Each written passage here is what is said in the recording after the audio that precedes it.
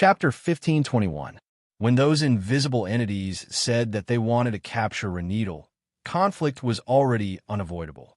Shroud struggled to move his body, but still couldn't sit up. Atli, Epta, and Scarlet were all extremely anxious. Reneedle's entire body began to radiate light.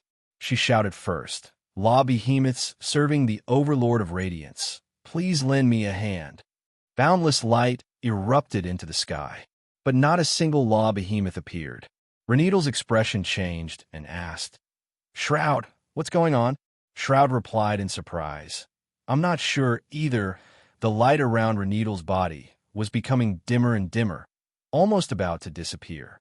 Everyone didn't understand. "The Overlord of Radiance's power is weakening," Shroud muttered. Gu Qingshan's heart sank. He tried to summon the Lord of Death. Immediately, a cluster of black flames manifested behind him. Fortunately, the Overlord of Death is still here. At this point, a gray net descended from above and trapped Atli, Epta, and Scarlet inside. The three of them were shocked and desperately struggled, but the net only tightened. Loud laughter resounded from the void of space. "Kill the men, keep the women, leave the prettiest one to the night boss." Following that, another net flew towards Reneedle, Gu Qingshan, and Shroud. Gu Qingshan reached her hand out. Two clusters of black flames manifested and landed on the two nets. Atli's group was instantly saved. "There's been a change of plans," Gu Qingshan shouted. Atli stood next to him, while Epta and Scarlet hid behind him. Scarlet lowered her head and silently chanted an incantation. Gu Qingshan instantly felt his power becoming more abundant. For some reason, the law behemoths suddenly stopped coming. Then, the strongest young man had changed from Reneedle to Road. From the void of space, several dozen spinning blades of ice that gave off frigid air shot out towards the young man. Gu Qingshan knew that there was no other way out. She shouted, "I will cover the retreat. The two of you break through the encirclement towards the south." The black flame completely enveloped Gu Qingshan. Without any hesitation, he dashed towards the spinning ice blades. Seeing that, Reneedle carried Shroud and quickly said, "Follow me." The youths knew that they could not hesitate any longer, so they immediately turned around and left with her. Scarlet suddenly turned around, stared deeply into Gu Qingshan's eyes, then loudly shouted, "Road, don't die." "I won't." Gu Qingshan let out a roar and landed on the ground several hundred meters away, with raging flames all over her body, producing an earth-shattering boom. A long tail of dark flames was dragged behind him, burning everything in its path into nothingness. Gu Qingshan reached his hand out from the void of space and caught a half-burnt arm. "Human hands." Gu Qingshan muttered to herself and looked around. These people must be using some sort of technique to conceal themselves. Gu Qingshan knelt down on one knee, placed one hand on the ground, and quickly chanted the incantation for the Covenant of Death. "Death follows you like a shadow. When you offend it, you will have to pay the corresponding price. Embrace death." With his hand as the center, the dark flames quickly spread in all directions. Desperate screams resounded one after another. A large number of corpses appeared in Gu Qingshan's vision. These corpses were all wearing full chainmail armor, a shield on their back, and a blade at their waist. An army? While Gu Qingshan was surprised, a layer of frost abruptly manifested to block the flames of death. All the flames were melted. The snow turned into white mist that rose into the air. Ice and fire were evenly matched. Gu Qingshan narrowed her eyes to see a sword-wielding, fully armored knight sitting on his horse, also observing Gu Qingshan. Behind that knight, countless soldiers filled the wilderness. "Brat, you've killed quite a few of our people." A voice full of killing intent resounded from the knight's helmet. Gu Qingshan replied, "That's because you wanted to touch our people." The knight chuckled. "Touch your people? Your world valley has already been destroyed, so of course the remaining people won't be able to live. Who decided that?" Gu Qingshan asked. "Every powerful domain." The knight urged his horse forward and sped up. Gu Qingshan lowered his head and opened his palm. A cluster of black flames appeared in his palm. It seems you've suffered a lot after being suppressed by the World Valley for so many years, he asked. The knight didn't answer him and only shouted, "You're going to die." A bone-piercing chill emanated from his sword. In the void behind him, a vast, icy ocean appeared. An ice law behemoth. Gu Qingshan's pupils dilated. That's impossible. Only those from the World Valley knew how to form a covenant with a law behemoth. Those from other domains could only use the power of laws to strengthen themselves. They couldn't directly summon the overlord like this. What exactly happened? As Gu Qingshan's mind turned, the knight had already arrived in front of him. "Die!" the knight abruptly shouted. Gu Qingshan pointed a finger. The cluster of flames of death carried a streak of blue lightning that struck the knight's body. Dream Jolt! Gu Qingshan had combined his innate thaumaturgy with the power of death. The knight couldn't move anymore and fell to the ground. His horse was startled and galloped away. The vast sea of ice uttered an unwilling scoff before turning into a faint image and disappearing. Gu Qingshan walked forward, grabbed the knight by his neck, and lifted him up. "Tell me, why were you able to summon a law behemoth?" Gu Qingshan asked. The knight was still being burned by the black flames, his body twitching and moaning in pain. Gu Qingshan retracted the black flames. The knight had just barely escaped death before he fearfully spoke. "It was the Overlord of Ice who came to find me. He said that I had an innate frost affinity and wanted me to serve him." "Serve? What are you trying to do?" Gu Qingshan asked. The knight didn't answer. Frost manifested on his body, spread, and quickly enveloped him. He had been turned into a frozen corpse. Gu Qingshan was stunned. Because they weren't allowed to reveal their secrets, a law behemoth directly attacked a mortal. This was completely unheard of. Gu Qingshan tossed the corpse to the ground and looked towards the distance. But the troops didn't retreat. Thousands of soldiers drew their weapons, spread out in formation, and slowly approached Gu Qingshan. The power of various laws manifested one after another on their bodies. They had all formed a covenant with the Overlord. The power of a law behemoth was immense. This instantly boosted their strength to about the same level as Shroud. How is that possible? There were too many of them. If Gu Qingshan was caught in their midst, her fate would most likely be dire. Gu Qingshan suppressed her shock and quickly asked, "Overlord of Death, what exactly is going on?" A line of burning black text quickly appeared from the void of space. "Frowny face, I've said it before. The laws don't welcome me. I don't know anything about them." After a short pause, another line of black text appeared. "Frowny face, but I can tell you that just now, the Overlord of Radiance no longer exists." Gu Qingshan was shocked. The most powerful Overlord had died. What exactly is going on? Could these laws be plotting something? A new line of black text appeared. "Frowny face, I've sensed danger. Those laws also seem to want to destroy me." Gu Qingshan asked, "Weren't they afraid of you?" The black text appeared again.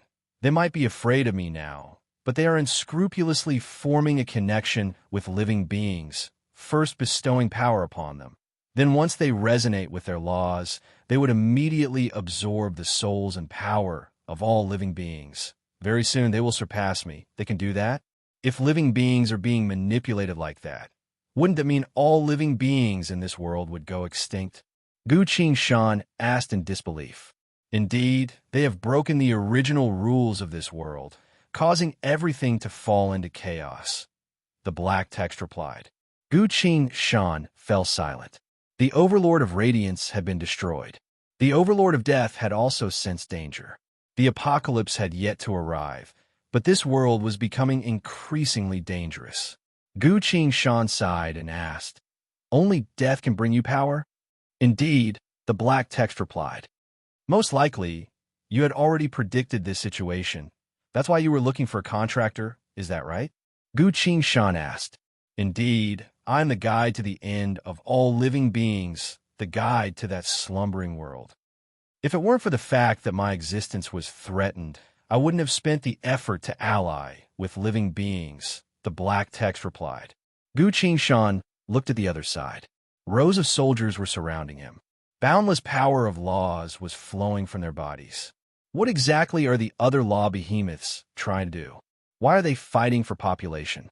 Could it be that they want to use a mortal war to decide the victor? No, the truth should be even more terrifying than that. Gu Shan couldn't help but sigh again and asked, "Why didn't you absorb my soul and life force?" The black text quickly appeared. Even if the Overlord of Radiance had been extinguished, he would still hold on to something, otherwise he wouldn't be called Radiance. As the Overlord of Death, I will silently uphold the nobility of death. Human male road, do not speak anymore. If you do not prepare to break out of this encirclement, you will die here. Gu Shan's eyes flickered.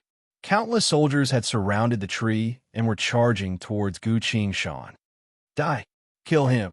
I'll cut off his head! They fiercely shouted. Gu Shan shook his head and muttered, "I have a trick that I never use, because it's too cruel." A massive black fog rose from his body. "But if this group of overlords wants to gang up on me and bully a mortal like me, there's nothing I can do." The black fog scattered in every direction, piercing through the layers of soldiers and spreading further. Instantly, all the soldiers fell to the ground. A kind of bone-deep pain, a kind of soul-piercing pain, was assaulting each and every one of them. This pain had surpassed the limits of what a human could endure. "AR, my hand! What happened to my head? What happened to my head? Save me!" The soldiers' bodies were slowly undergoing various changes. They were evolving into a unique species. The pain caused a portion of them to faint, while the rest didn't feel any better and could only endure until they died. Magic Dragon's Bloodline. The bygone era humanity's super war soul artifact. Its most terrifying power had been fully unleashed. Gu Shan looked at these people and fell into thought. If she waited a bit longer, these people would have completed their transformation and become dragonkin. Their strength would have increased by leaps and bounds. But there were no ifs. Gu Shan knelt down on one knee, placed her hand on the ground, and chanted, "Your lives shall belong to the Overlord of Death. Your power shall also not be taken by the other overlords, because everything of the dragonkin shall belong to me." He paused for a bit, then muttered, "Embrace death." Boom! Boundless black flames erupted from his hand, engulfing the entire ground. Chapter 15:22. The black flames swept across the ground. The soldiers who were moaning on the ground were either unconscious or in extreme pain. They couldn't defend against such an attack. Wherever the black flames passed, the soldiers' flesh and blood would be burned away, leaving only their skeletons. The skeletons would then be burnt to ashes. Their souls and bodies would once again turn into drifting black fog. For a few moments, the black fog left the corpses and flew into the sky. They flew towards Gu Shan. Gu Shan stood still, allowing the black fog to come in from all directions and enter his body. "Ah," Gu Shan lightly scoffed. Thousands of soldiers had formed a vast and overwhelming force. Any normal person wouldn't be able to withstand it and would directly explode. Waves of pain coursed through Gu Shan's body, causing him to scowl. But he was originally a magic dragon, having absorbed the power of an entire azure dragon, as well as the power of 2 dragons at the same time. This situation was nothing to him. A few moments later, all the black fog had been absorbed. Gu Shan closed his eyes. A dragon made entirely of black fog manifested behind him. A line of burning text appeared in front of him.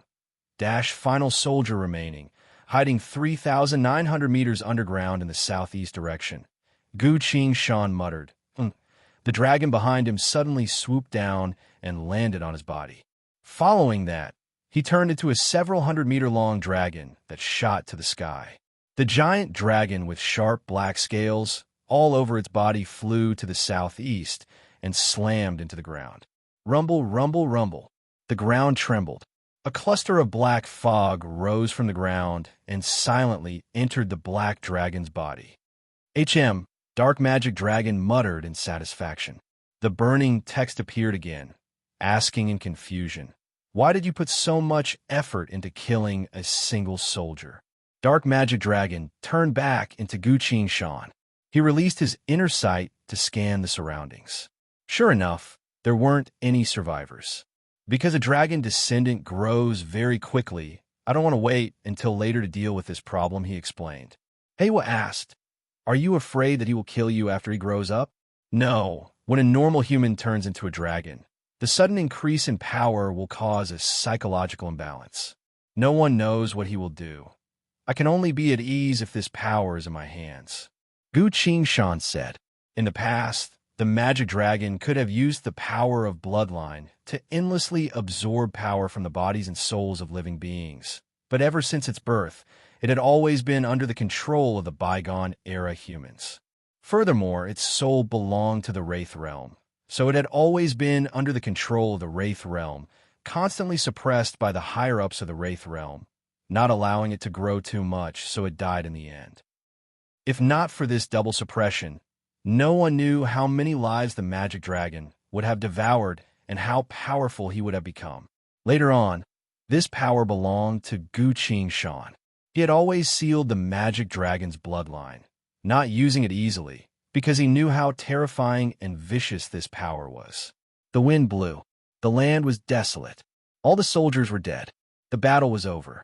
Did these deaths bring you any benefits? Gu Qingshan asked. Next to him, the cloak burning with black flames could be faintly seen. A line of text appeared from the black flames. Frowny face, my power is currently growing. Those law behemoths have sensed my change and temporarily won't try to mess with me. That's good, Gu Qingshan smiled. The text abruptly paused, then turned into a new line of text. Frowny face, there are signs of death on your companion's side. Gu Qingshan's expression changed. He retracted his presence, directly used ground shrink, and vanished from the wilderness. At the edge of the wilderness was a barren mountain. As soon as Gu Qingshan arrived at the foot of the mountain and found the cave, a cautious voice resounded from inside. Who is it? It's me. The voice was filled with joy. Road, you've returned. Gu Qingshan entered the cave. This cave was extremely small, barely enough to conceal his presence. Shroud was lying on the ground, unconscious. Epta and Scarlet were standing guard by his side. Reneedle and Atli were nowhere to be seen. Where are Reneedle and Atli? Gu Qingshan asked. Road, I don't know what to say. Epta said. What's the matter? Gu Qingshan asked in surprise. Epta started sobbing, unable to continue. Scarlet put her hand on her shoulder and calmly said, Let me tell you, Atli had successfully formed a covenant with the law behemoth of wind, obtained great power, and brought us all the way here. But Shroud suddenly said that the Overlord of Radiance was already dead. Gu Qingshan nodded and asked. And then Shroud coughed up a few mouthfuls of blood, fell unconscious, and his body grew weaker and weaker, while Reneedle immediately used her fate ability to absorb Atli's power instead when she saw that the situation wasn't looking good. That was how she managed to survive. Gu Qingshan walked forward, put her hand on Shroud's body, and used her inner sight to examine him. Shroud's injuries didn't worsen, but his vitality was growing weaker and weaker. That's strange, Gu Qingshan said. With 2 covenant bearers of the law of wind, our strength should have greatly increased. What exactly happened? Why did both Atli and Reneedle disappear? Scarlet's gaze fell, then lowered her gaze. We ran into a group of unfamiliar professionists. As soon as they found out that we were from the World Valley, they immediately tried to kill us. During the battle, Reneedle was heavily wounded. Gu Qingshan froze. Atli said that there are people everywhere who want to kill us. We can't continue like this. He took Reneedle away, saying that he wanted to find someone to heal Reneedle first. And then you were left behind? Gu Qingshan asked. Yes, Scarlet replied. Gu Qingshan's gaze became sharp and casually said, Epta originally cultivated self-healing techniques, but he still wanted to take Reneedle to find someone else to heal her. Did Reneedle object? Scarlet coldly chuckled. Reneedle said that it would be too conspicuous for so many of us to stay together, so it's better for us to split up for now and come back to find us after she's fully healed. Gu Qingshan didn't say anything else. Epta was a healer, while Scarlet was a support spell user. Both of them specialized in their own fields, but neither of them were proficient in combat. Shroud lost the power of the Overlord of Radiance and fell unconscious. And at this point in time, they were going to split up. Let's not talk about Reneedle for now. What happened to Atli? Gu Shan was pacing back and forth in the cave. Epta was crying. Scarlett's gaze was fixated on Gu Shan without leaving. Gu Shan carefully recalled everything that had happened recently. Suddenly, he recalled a certain scene. Renedal is too beautiful, the most beautiful girl I've ever seen in my entire life. She made me feel young once again, awakening my slumbering heart. I don't know why I'm doing this either, but since it's come to this, then this was the Grand Elder of the World Valley. Such a person could already stand at the peak of this world. What couldn't he obtain if he wanted it? Would he specifically search for a girl because of his emotions? The Grand Elder, and also, as soon as I arrived here, Renedal was taken away by bandits. Then, it was her who led the enemies away. The invisible army earlier originally had other objectives, but they suddenly noticed Renedal and attacked her. And then there was Atli. A simple and honest young man who was willing to make Shroud's bed also took Renedal away. Gu Shan's body abruptly froze. How could there be so many coincidences in this world? Atli was only a young man who desired to become stronger and couldn't hide his emotions, so he had never once shown his love for Renedal. But after he formed a covenant with the Law of Wind, his attitude changed. It wasn't his problem. Renedal must have some sort of hidden ability specifically used to charm men. From the looks of it, this ability should be unstoppable. Fortunately, she was a bit afraid of the law of death, otherwise I might have fallen for it as well. With that in mind, Gu Shan immediately spoke at her mind. Shanu, if you find out that I've fallen in love with Renedal and am pursuing her, you must stab me with the power of Lawbreaker. Without hesitation, Shanu coldly replied, Gongzi, I don't care who you like, but if you want me to stab you, I won't hold back. Gu Shan noticed something wasn't right and explained, Shanu, you don't understand. Renedal might have a fate ability similar to charm. What? Why do you say that? Shanu asked. Gu Shan then analyzed the situation. That's right. It seems she does have such an ability, Luo Bingley chimed in. That's right. I also think Gu Shan's analysis is correct, the Earth Sword agreed. The Chaoyin Sword chimed as well, seemingly agreeing with that. Shanu went silent. So that's what happened.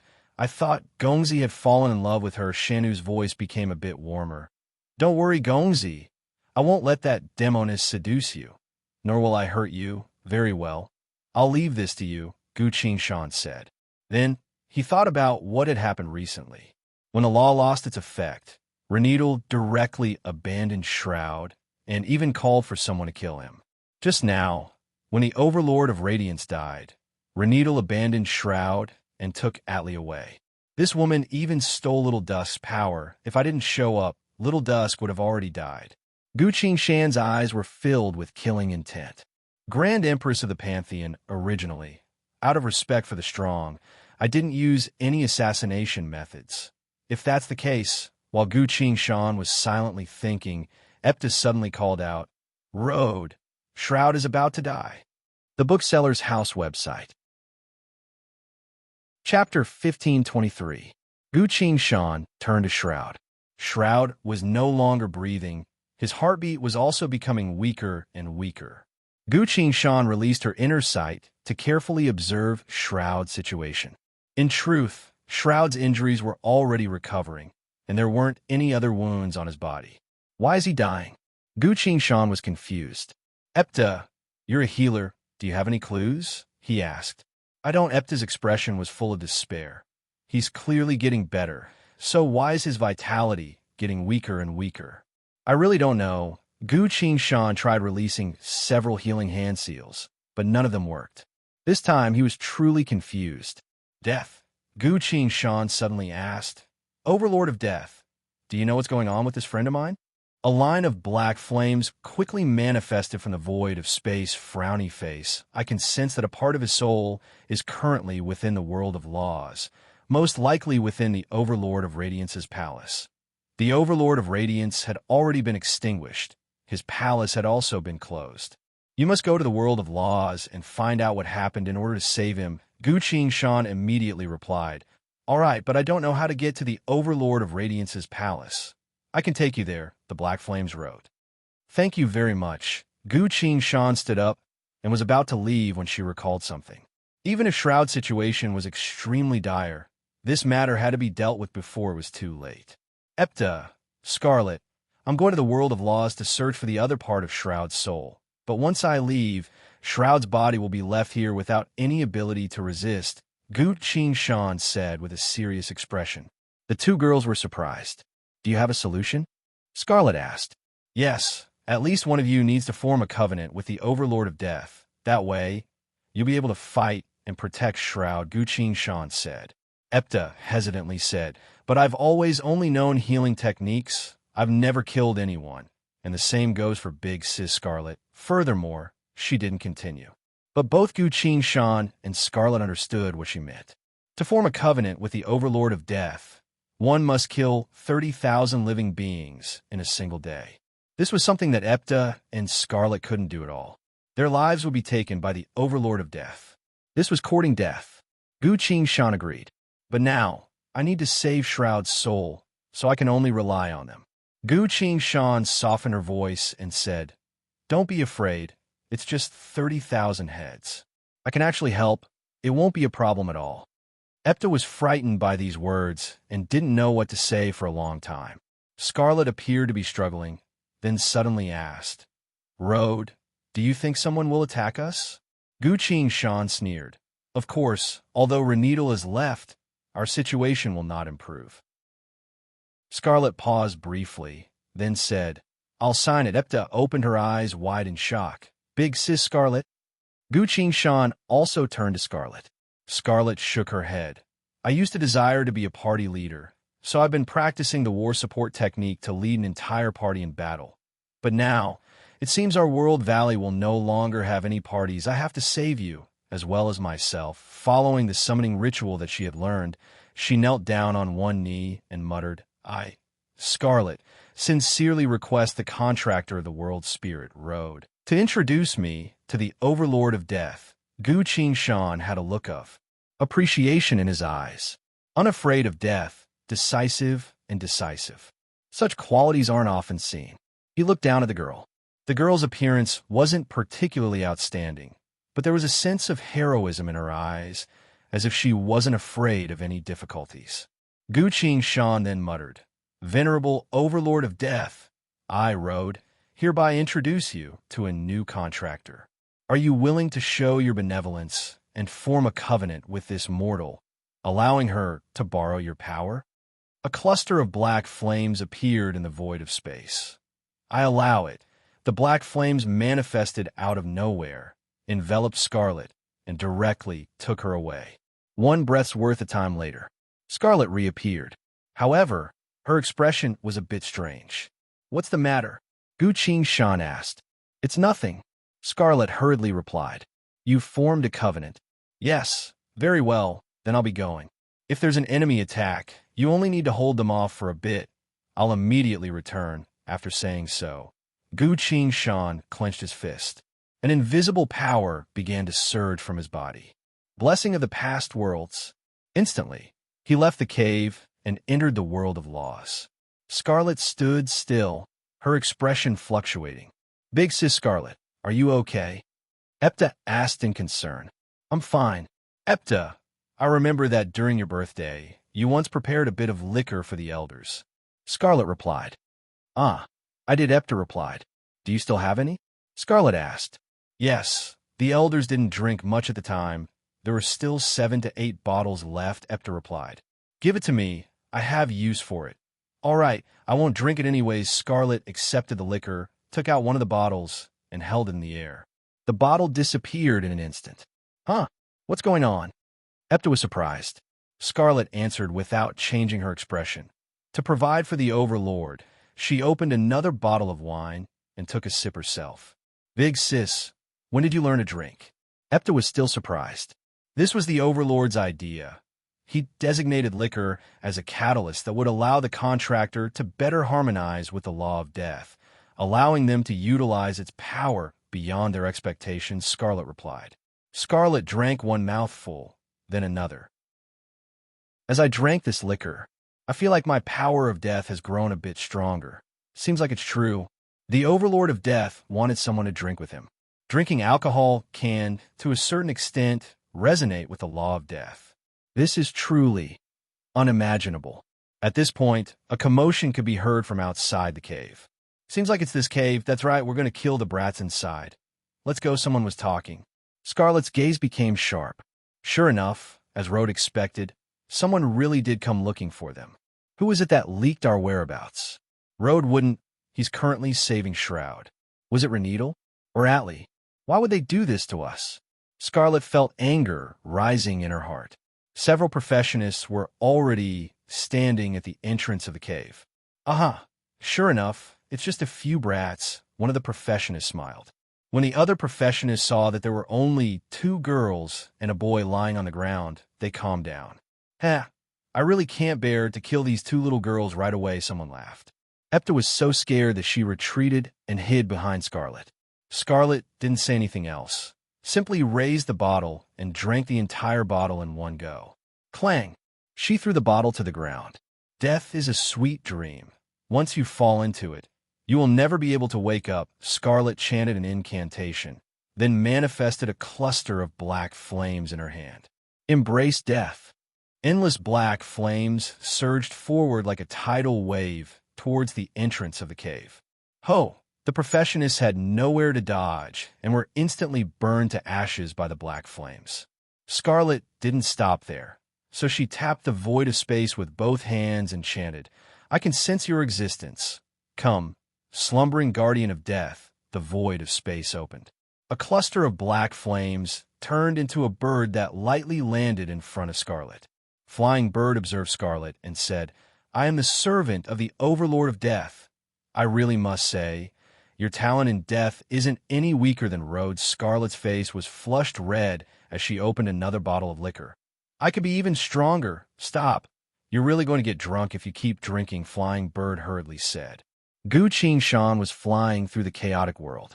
His body was covered in black flames. This was the power of the law of death that was guiding him forward. Following Gu Qingshan's flight, the blurry scenery abruptly disappeared. A grand and majestic palace appeared in her vision. It gave off an endless white light, making it look extremely solemn. Gu Qingshan flew into the palace, only to see that everything in the palace had been destroyed.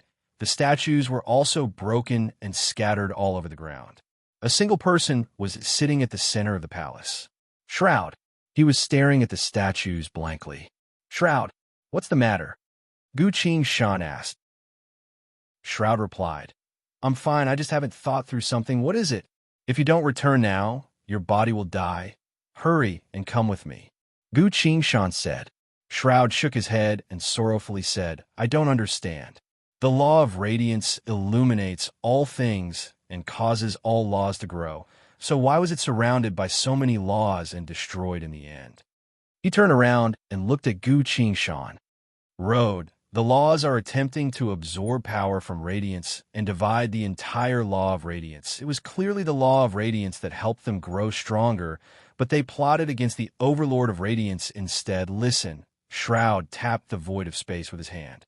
Various voices resounded from all around the palace. The age of radiance has passed, but there is still a final soul left in its divine palace. Destroy him.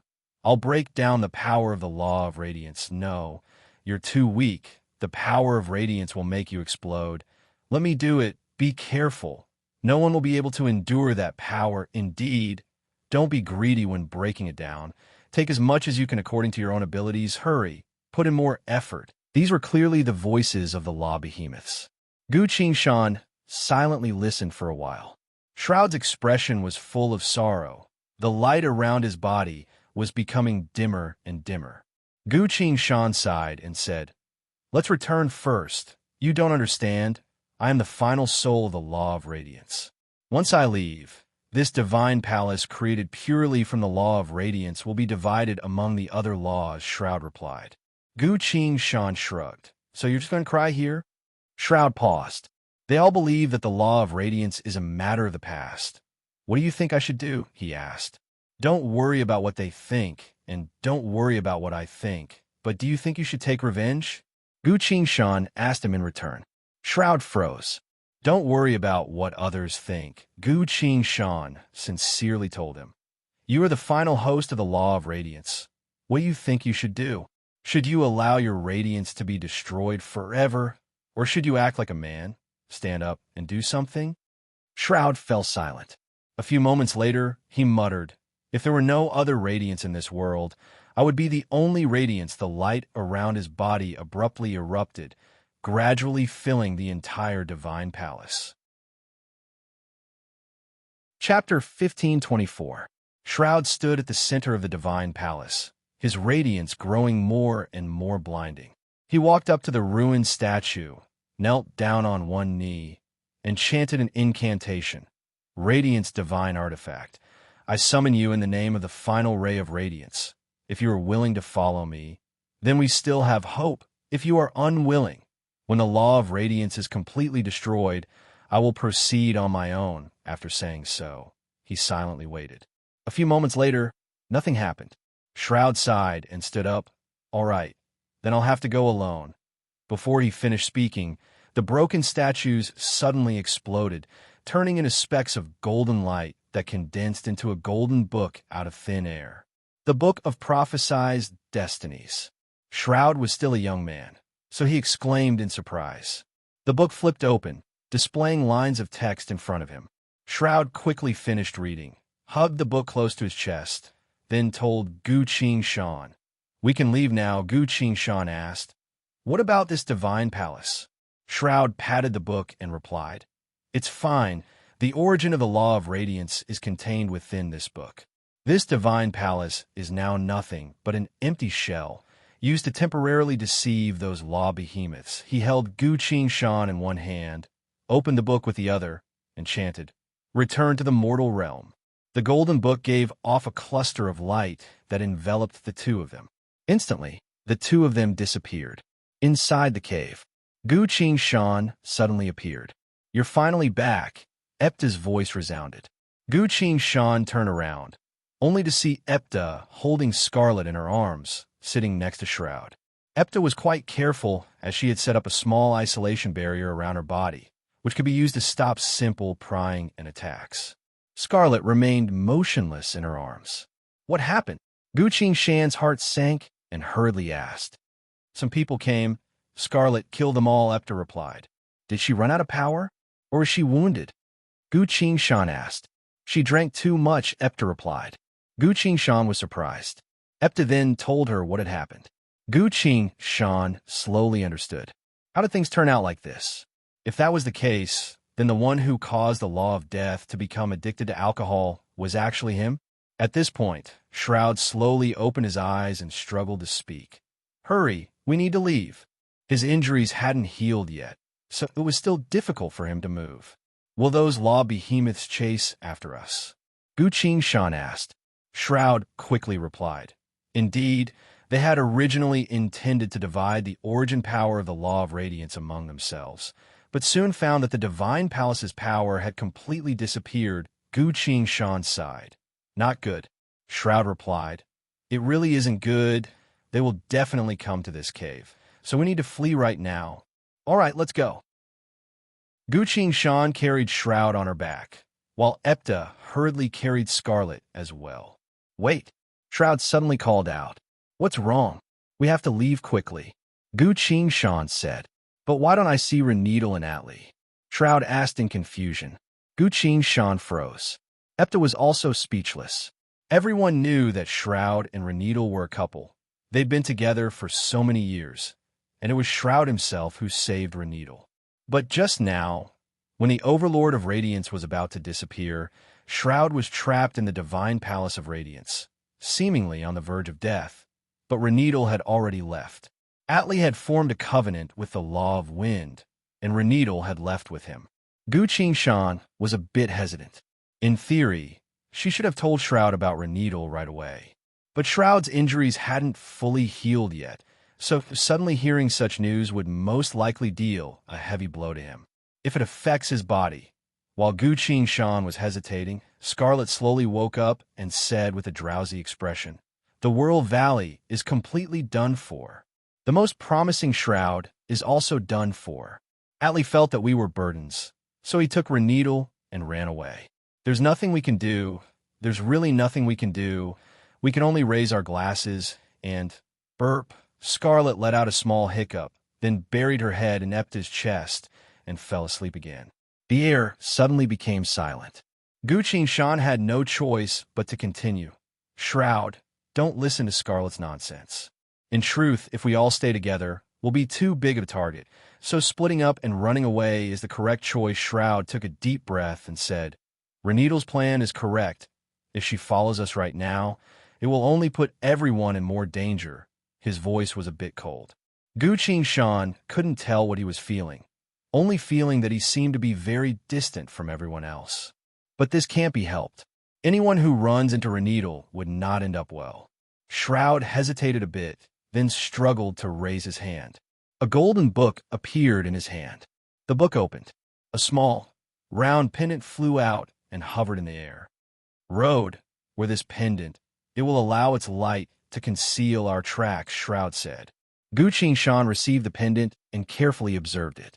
Lines of glowing text appeared on the war god UI, frowny face, radiant divine armament. Protection of origin power. The wearer of this pendant will obtain 3 types of power manifested from origin power of light. Firstly, origin power of light. The wearer of this pendant will increase the power of their spells by 30%. Secondly, protection of light. The wearer of this pendant will absorb half of the damage received by the light. Thirdly, concealment of light. The wearer of this pendant will gain a concealment range of 100 meters in radius. Within this range, you and your companions will not be tracked by any spells. Attention! The above 3 types of power can only be used during the day. Guqin Shan exclaimed in surprise. Sure enough, it's a good item. Shroud strenuously replied. Right now, all the good items in the entire Divine Palace of Radiance are in my hands. We need to find a suitable place to hide. We'll make further plans after I've recovered. You're right, Guqin Shan replied. He released his inner sight to carefully observe Shroud's expression. Shroud didn't seem to be sad, nor did he mention Reneedle again. Wait a minute. Could it be Shroud has always been charmed by Reneedle, which is why he's been with her? Guqin Shan's heart skipped a beat. Or rather, when Reneedle first appeared, she was in the water. Could it be that she had already charmed Shroud at the time, which was why Shroud saved her? Guqin Shan felt a chill in his heart. If this kind of charm is something that no one can resist. He left the cave, got his bearings, and quickly chose a narrow path. It was currently just past noon, the time of day when the sun was the brightest. Thanks to the power of the pendant, the 4 of them had completely vanished from this world. At another location, Reneedle was sitting inside a luxurious horse carriage. Atli pulled open the curtain and cautiously asked, Reneedle, are you all right? I'm fine. I just need to rest for a bit. Reneedle smiled. Atli stared at her blankly, greedily staring at her peerless beauty. Reneedle muttered, Shroud won't be able to live for much longer. Atli, I'll have to rely on you from now on. Atli immediately replied. Don't worry, since I've already formed a covenant with the law of wind, I'll only grow stronger and stronger. I'll protect you. Reneedle's smile became a bit warmer. She leaned forward and stared at Atli. Grow stronger and stronger. In this era, this isn't enough at all. Atli asked, then what should I do? Should I become the strongest combatant in this world? No. You must become the strongest person in history. No one in the past or future will be able to surpass you. This is your goal. Atli, only by doing so will you be able to win my heart. Atli was surprised. He had only heard of people wanting to become the strongest person in the world, but he had never thought that Reneedle would reach such a level. But since Reneedle had said so, that's what I'll do. Atli reached his hand out, wanting to stroke Reneedle's face.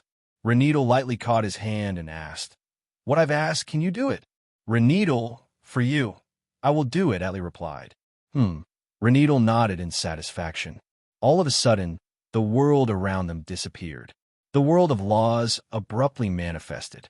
Boundless wind gathered to form a vortex, giving off a resounding voice. Go, mortals who have formed a covenant with me.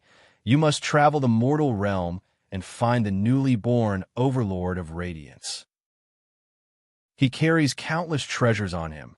He is the enemy of all formations. In the obscure world of laws, some dim light and shadows outlined a portrait. Shroud. Shroud's image appeared in the void of space.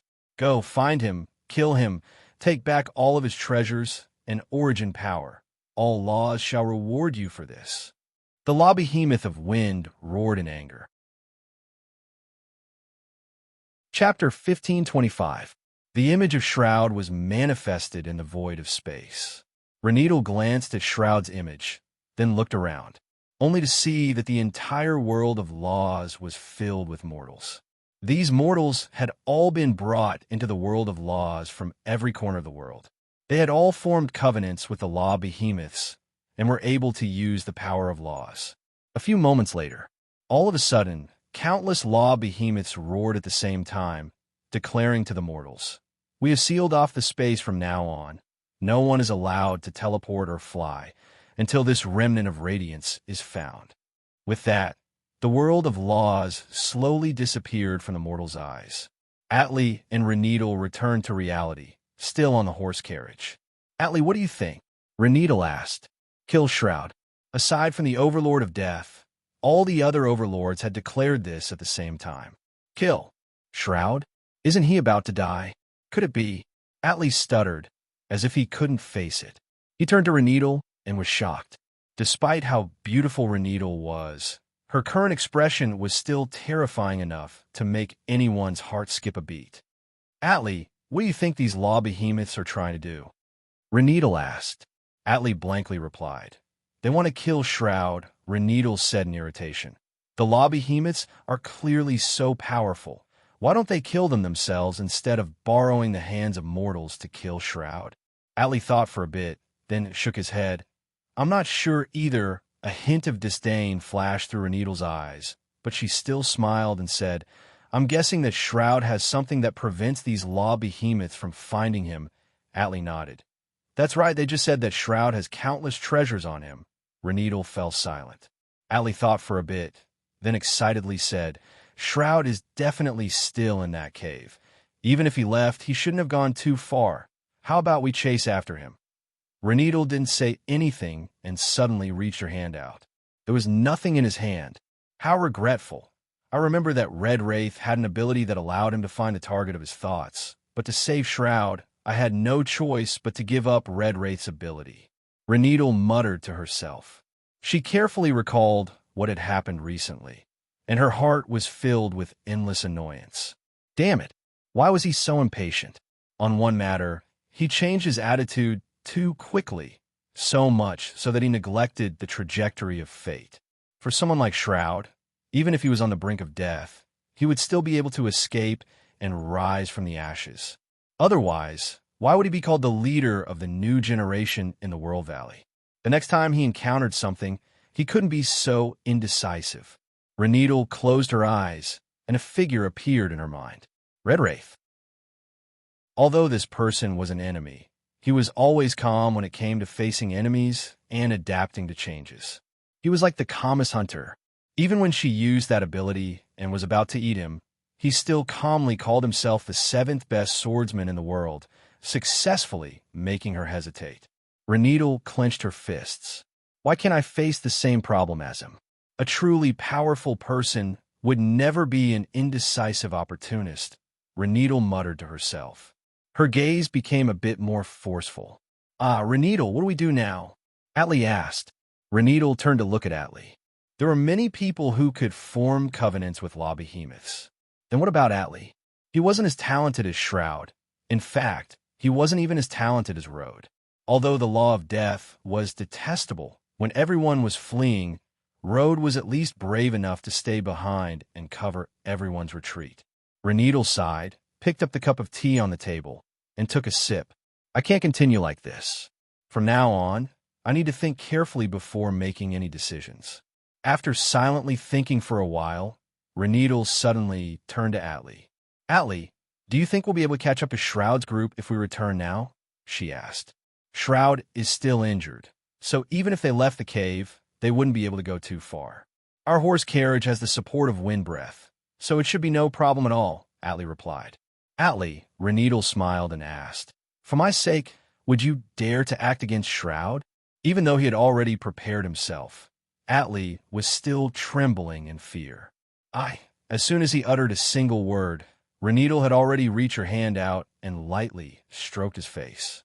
Reneedle gently told him, "Tell me after you've thought it through.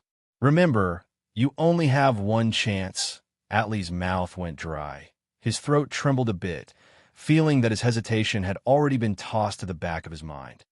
"What do you want to do?" He heard himself asking. Reneedle smiled in satisfaction. "In truth, it's very simple." Halfway up the mountain, Gu Qingshan's group of 4 was moving forward. They really weren't moving very quickly. The formation behemoths had banded together to seal off space. Their combined power was too great, so Gu Qingshan couldn't use any spatial or movement techniques, nor could she teleport or fly. Shroud was injured. Every 15 minutes, Epta would stop and heal him accordingly. Scarlet had formed a covenant with the Overlord of Death, but she was already drunk to the point where she was in a deep slumber. Fortunately, she had the radiant pendant in hand. The power of hidden light was activated to envelop a radius of 100 meters, making it impossible for any tracking technique to find them. "How do you feel?" Gu Qingshan asked. Shroud sensed it and replied, "There's a certain artifact in the Book of Prophesied Destinies that's specifically used for healing, but I can't take it out right now. Didn't you take out a pendant?" Gu Qingshan asked. "It's different. This artifact requires a lot more radiant power to be taken out." Then Shroud smiled and said, "My power has recovered a bit. As long as Epta heals me one more time, I feel like I'll be able to take that artifact out." Gu Qingshan immediately said, "Epta, let's rest here. Give Shroud another round of healing." "Got it," Epta replied. They stopped at the lee of a large rock. Gu Qingshan carefully placed Shroud on the ground and had him lean against the rock. Epta also placed Scarlet down and began to heal Shroud. Gu Qingshan was in charge of keeping watch. He was paying close attention to the slightest movement around him while feeling a bit anxious. This place wasn't too far away from the cave they were resting in before, so they shouldn't be staying here for too long. But if Shroud isn't healed, everyone won't be able to move at all. Hopefully, nothing will happen. Time became extremely long. After an unknown amount of time, Shroud opened his eyes, first looked at Epta, then at Gu Qingshan. "I've troubled you during this period of time."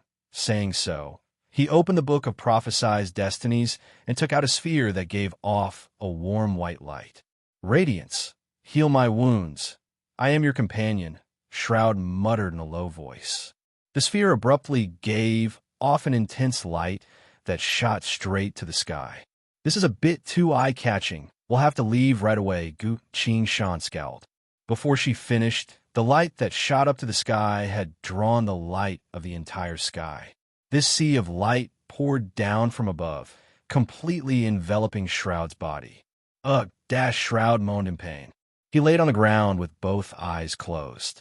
Immense power erupted from his body. Who would have thought, after this heavy wound, his strength had improved yet again? "Give me a bit more time. I need to deal with some of my internal injuries as well." Shroud closed his eyes and said. All of a sudden, he retracted all of his power. Gu Qingshan and Epta silently waited. "HM, what's going on?"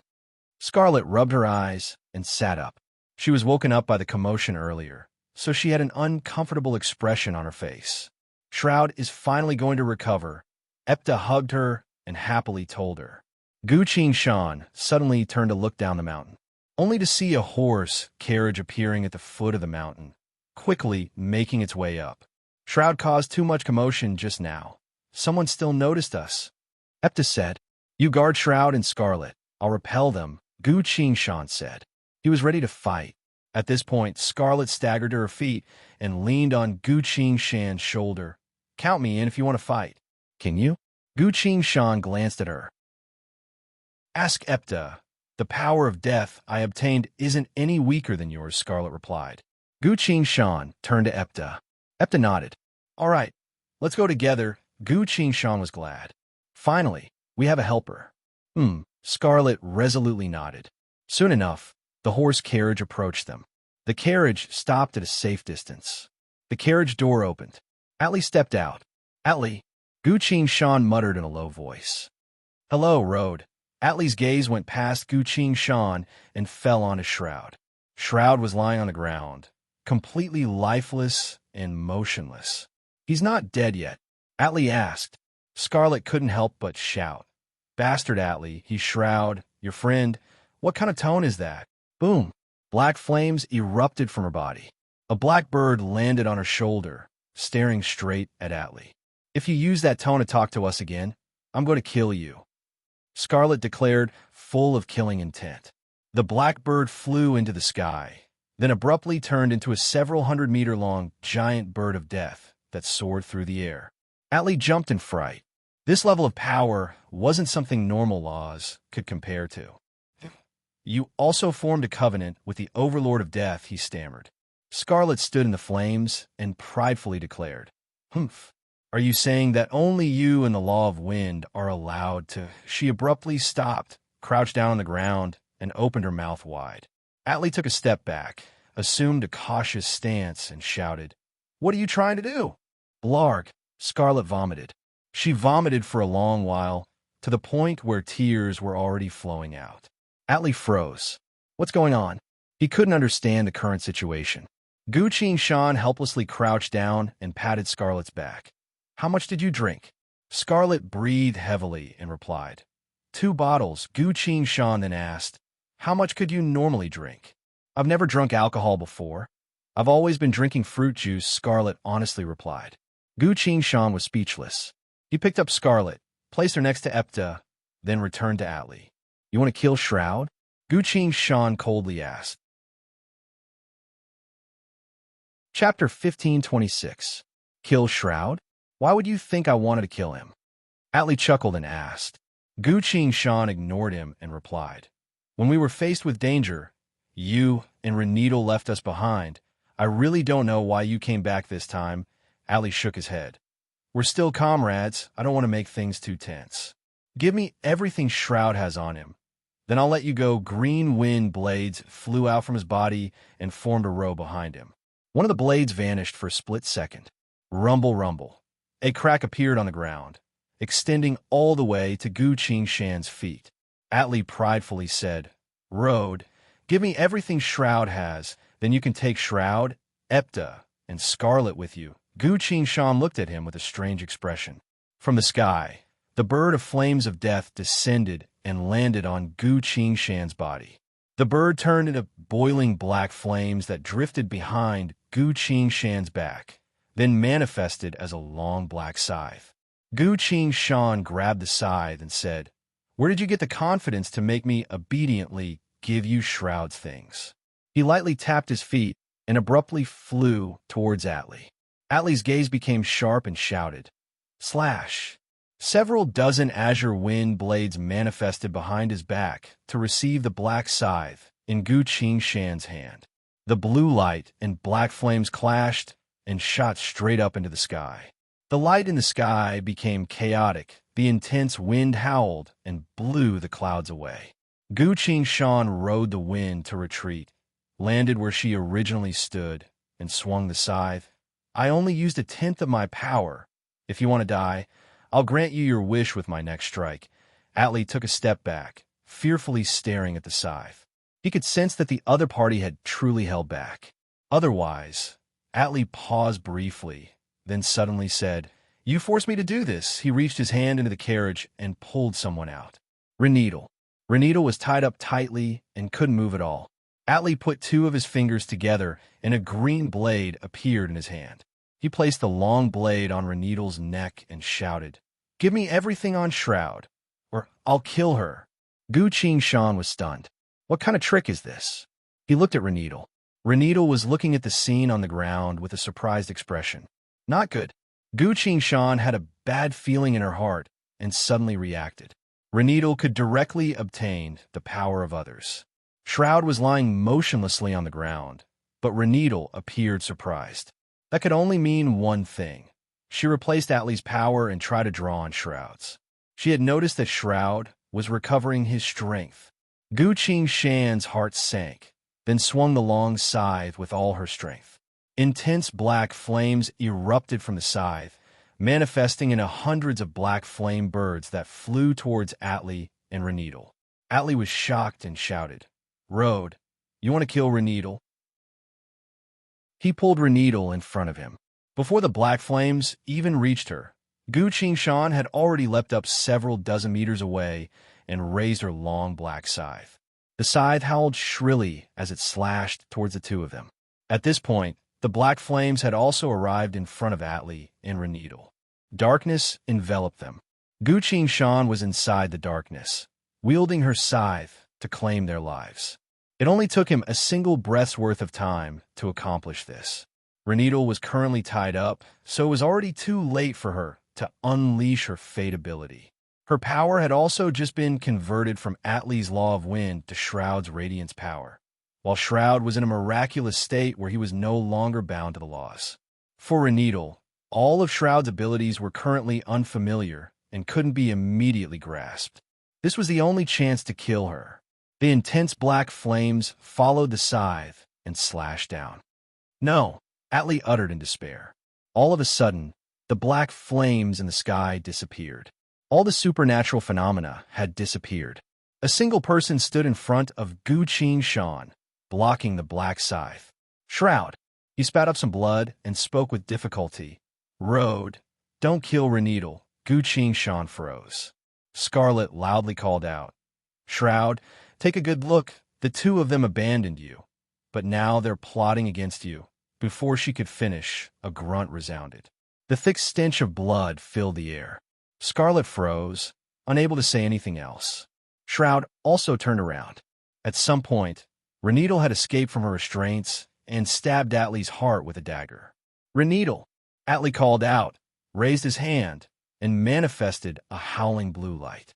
Reneedle threw the dagger away and screamed, "Shroud, save me!" Shroud rushed forward without hesitation, opened the book of prophesied destinies, and unleashed a halberd made of pure gold. The halberd flashed and sent Atli flying. After that, Shroud spat up some blood. Reneedle hurriedly caught him, sobbing as she said, "It was Atli who forced me to leave you. If I didn't listen to him, he would have killed you." Shroud nodded, then struggled to reply, "It's good that you're fine." Gu Qingshan's expression turned grim. Shroud was clearly at the most crucial moment of his recovery, but he still did everything he could to stop me and send Atli flying. This was Reneedle's charm. Gu Qingshan's figure flashed and flew forward, landing on the edge of a cliff several hundred meters away. He looked down to see that Atli had just fallen to the bottom of the cliff. Gu Qingshan climbed down the cliff and quickly landed next to Atli. Atli was stabbed in the chest, then sent flying by Shroud's full power. He was currently tumbling down the cliff, barely breathing. "Atli!" Gu Qingshan crouched down next to him and called out in a low voice. His sword had pierced deeply into her neck, causing her to be unable to utter a single word. At the very next moment, "Let her go!" Shroud roared. Red Wraith abruptly raised Reneedle toward Shroud. "Don't move. If you move, she'll die," Red Wraith said. Shroud had no choice but to stay still. Red Wraith paused for a split second, then leaned close to Reneedle's ear and spoke in a hoarse voice. "Being unscrupulous, other than you, I'm also capable of that." He raised his sword. Reneedle felt the world spinning around her. The world turned dark. Chapter 15:27. Her head went flying. Reneedle's body fell to the ground. Gu Qingshan's gaze had already moved away to look at Shroud. He wanted to see if Shroud's charm would disappear or not. It would be troublesome if it didn't. After all, Shroud had once brought Reneedle back from the dead. Gu Qingshan gripped the Six Paths' great mountain sword tightly and had mentally prepared himself.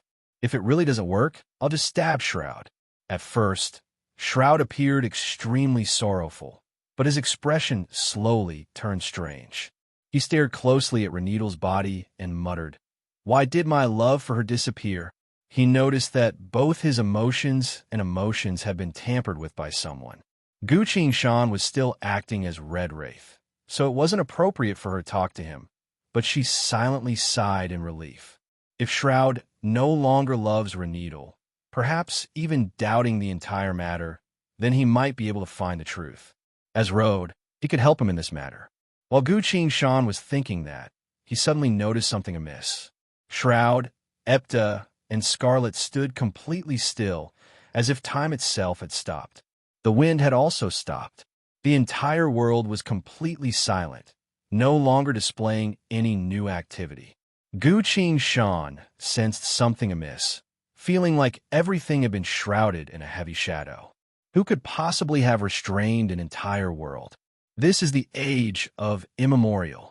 Gu Shan asked in a low voice. War God Ui, did you notice something? A line of glowing text quickly appeared in the void of space. Frowny face, the three great laws of time, space, and fate are currently being activated by some sort of power, will be reset in 10 seconds. Reset. Gu Shan froze. This time, without waiting for Gu Shan to ask any further, the war god Ui began to explain. Frowny face attention. The so-called reset refers to the process of restarting everything. The fate of all things and living beings will return to that point in time, as well as the space of that point in time. Gu Shan understood, but he still couldn't understand. Even with the power of the 3 coins, Lin could only send Gu Shan and herself back to the age of old. I've never heard of all things and living beings returning to the past. How can we do that? Gu Shan couldn't help but ask. Fate corrosion, the war god Ui replied. Gu Shan shuddered. Fate corruption is the result of parallel worlds devouring each other. The weaker parallel world was completely eroded by the stronger parallel world. The fates of the living beings in the weaker worlds had to be rewritten according to the predetermined trajectory of the stronger worlds. In a powerful parallel world, the Earth Creator had already died. Because of that, when the fate corrosion took place, the Earth Creator was truly dead. Who exactly was it that could use an entire parallel world to kill someone? Gu Shan paused for a moment, feeling goosebumps all over her body. Countless years later, it was Reneedle who initiated the fate erosion. What the hell was going on? Gu Shan only felt that there was a completely irresistible force hidden in the dark, silently controlling everything. It's about to begin, the war god Ui replied. Gu Shan abruptly pulled off the samsara wicked mask and hid it away. He wielded his sword and cautiously readied himself. The world turned dark. Suddenly, everything became bright again. The scenery around her became clear again.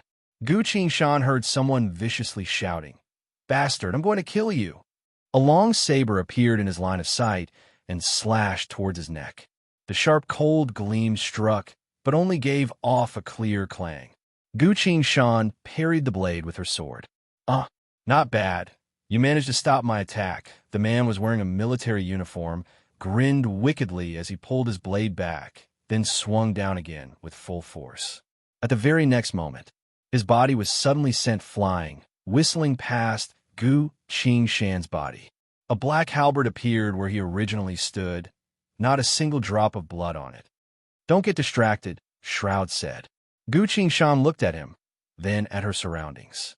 Next to them was the river that flowed through this entire world. A small boat was leaning unsteadily on the riverbank.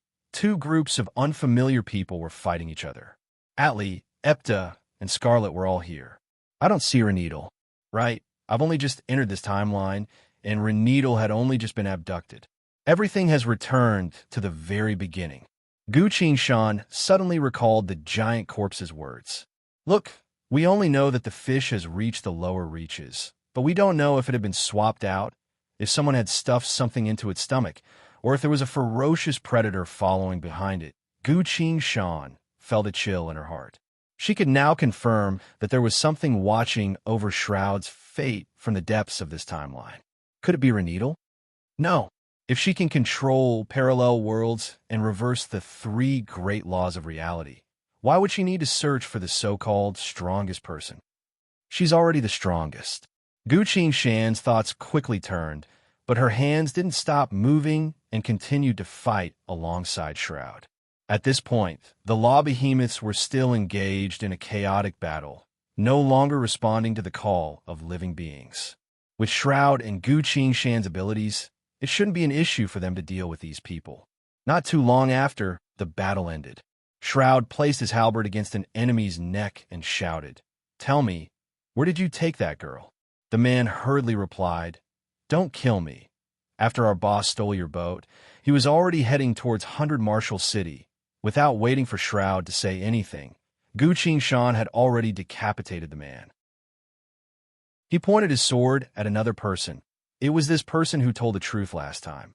The man trembled and cried, "Don't kill me." Gu Qingshan asked, "Where exactly did your boss take that girl?" The man replied, "Actually, boss was heading towards the southeast path. Please spare my life." Gu Qingshan stood up and grabbed him by the neck. "Shroud, we're heading east." Shroud was still worried about Reneedle, so he hurriedly replied, "Got it." Everyone started to run towards the east road. After a few dozen miles, a collapsed carriage appeared in front of them. Corpses littered the ground. A beautiful girl was standing on top of the carriage. Reneedle. Gu Qingshan carefully observed her, but she didn't notice Gu Qingshan at all. "Shroud, you're here," she casually said. Shroud rushed forward and hurriedly asked, "Are you all right?" Reneedle smiled. "Do I look like I'm not all right?" Gu Qingshan gripped her sword tightly and slowly walked next to her. She didn't react at all. Gu Qingshan looked at the corpses on the ground. Last time, these corpses were riddled with wounds, clearly being tortured to death. Although they were dead, these people still had expressions of fear and disbelief on their faces. At the time, Reneedle even boasted about how she killed these people. "I used their boss's power to kill his assistant, then used the assistant's power to kill the squad leader, then used the squad leader's power to kill the lackeys." That was what she said. But this time, there weren't any extra wounds on the corpses. All of them were killed in a single strike. Gu Qingshan paused briefly, then asked, "Reneedle, how did these people die?" "I killed them," Reneedle answered without hesitation. Gu Qingshan was a bit surprised. Shroud sighed in relief and said, "Fortunately, among the 3 laws, only the power of fate cannot be sealed. It's a shame that my power is temporarily sealed, so I can't protect you," Reneedle replied. "It's fine, I can protect myself." Her gaze carried a hint of coldness as she continued, "The law behemoths are killing each other and ignoring us. But if they want to take advantage of this time to deal with the people of our world valley, that's nothing short of wishful thinking." Everyone felt that her words were reasonable and nodded. Gu Qingshan also glanced at her. Reneedle seems to have changed into a completely different person. Her words and actions revealed a completely different personality from before. What kind of situation is this? Reincarnation? Even if a person reincarnates, their personality wouldn't easily change. I'll have to wait and see. Gu Qingshan continued to ponder. The 3 laws were reset. The flow of space-time was reversed. Everyone was revived and returned to their original state. All of this was for the sake of a new Reneedle? Who could have done such a thing? Gu Qingshan fell silent for a long time without saying anything. Miao Shu. Chapter 1528. Night fell. Everyone found a clean spot near the carriage and sat on ground. Only the few of us are left up to side. Shroud was confused. Something must have happened to the world of laws. The Overlord of Radiance is no longer responding to my summons. Ali also asked, "Why did our world valley suffer the most damage? Could it be that the Overlord has something against us?" No one answered. The world valley had been completely destroyed. What happened next? Everyone exchanged glances, only to see the fear and unease on each other's faces. Gu Qingshan glanced at Reneedle without anyone noticing. Reneedle was observing everyone. She would occasionally display a contemplative expression as she silently listened to everyone's discussion. Then, did she reincarnate? Or was she taken over? Gu Qingshan silently pondered. Parallel worlds in the great tomb of myriad beasts to fight against those apocalypses. I once used the twin swords Heaven and Earth to summon multiple versions of myself from parallel worlds. Perhaps this Reneedle in front of me is also a version of me from a parallel world? Gu Qingshan silently pondered this. Suddenly, Reneedle lowered her head and silently chanted something. A gloomy aura began to exude from her body, forming a giant face above everyone's heads. There were no other organs on this face, only a giant mouth. The huge mouth opened slightly and then stopped moving. This terrifying thing was silently released by Reneedle without a single sound or warning. Gu Shan glanced at it with the corner of his eye, then stopped looking. Other than him, everyone else didn't notice anything. Only those with the power of fate can see the manifestation of fate techniques. It seems Reneedle was already suspicious of this small group. After a while, Epta was the first to speak up. "Shroud, the elders are all dead. What do we do now?" Shroud hesitated briefly, then replied, "Without knowing the situation, there's nothing we can do. I'm preparing to contact the world of laws again to find out the truth." "No." Reneedle suddenly spoke up. "Those law behemoths are still fighting. It's unwise for you to enter the law realm now." Shroud shook his head. "Right now, our powers are slowly fading away. If we don't quickly connect to the world of laws, we might not be able to win against our next enemies," Reneedle said coldly. "Do you think we can solve this problem with just a few of us?" Shroud froze, then slowly spoke. "Reneedle, you've already been abducted once. I don't want such a thing to happen again." Reneedle smiled faintly and went along with what he said. "That's why we should find a place to hide and carefully observe the changes in the world instead of recklessly going to the law realm to investigate." Everyone looked at Shroud. Shroud was the leader, so he had the right to decide Reneedle's opinion. Shroud hesitated briefly, then suddenly turned to Gu Shan and asked, "Road, what do you think we should do?" Reneedle also turned to look at him. The faceless giant face hovering above her head became restless. Gu Shan ignored it and casually said, "I'll leave that to you. I'm actually a bit hungry, so I'll go look for something to eat." He rose to his feet and walked over to the carriage, which lay on its side. Reneedle stared at his back. Ali called out in dissatisfaction, "Oi, Road, why do you only think about eating?" Gu Shan replied without turning around, "We haven't eaten anything for an entire day, so we need to replenish our energy. Otherwise, we won't be able to deal with anything that happens later." It was only after he said that everyone noticed that they were hungry. After an entire day of running, chasing, and fighting, everyone had basically reached their limit. Shroud stood up and said, "I'll go with you a few moments later." Gu Shan and Shroud found a bit of dry rations in the trunk of the horse carriage, as well as some simple cooking utensils. "If we eat like this, it won't be enough for everyone. We need to think of something else," Gu Shan said. "They still have enough seasonings. I know how to cook. How about I cook for everyone?" Epta suggested. Gu Shan rolled up his sleeves and said, "Let me do it." He took out the dry rations, arranged the cooking utensils, and quickly prepared them. Not too long later, a large pot of steaming hot food was ready. "How fragrant! What did you make?" Shroud asked. "It should be some sort of noodle soup." Reneedle appeared to be recalling something and said. Gu Shan looked at her in surprise. "How did you know?" Gu Shan asked. Reneedle replied. "I guessed." Gu Shan appeared confused. Reneedle said, "All right, let's split the food. Everyone really needs to eat something." "Ah." "All right." Gu Shan arranged the bowls and began to ladle out the noodle soup. Above everyone, the faceless giant face temporarily calmed down.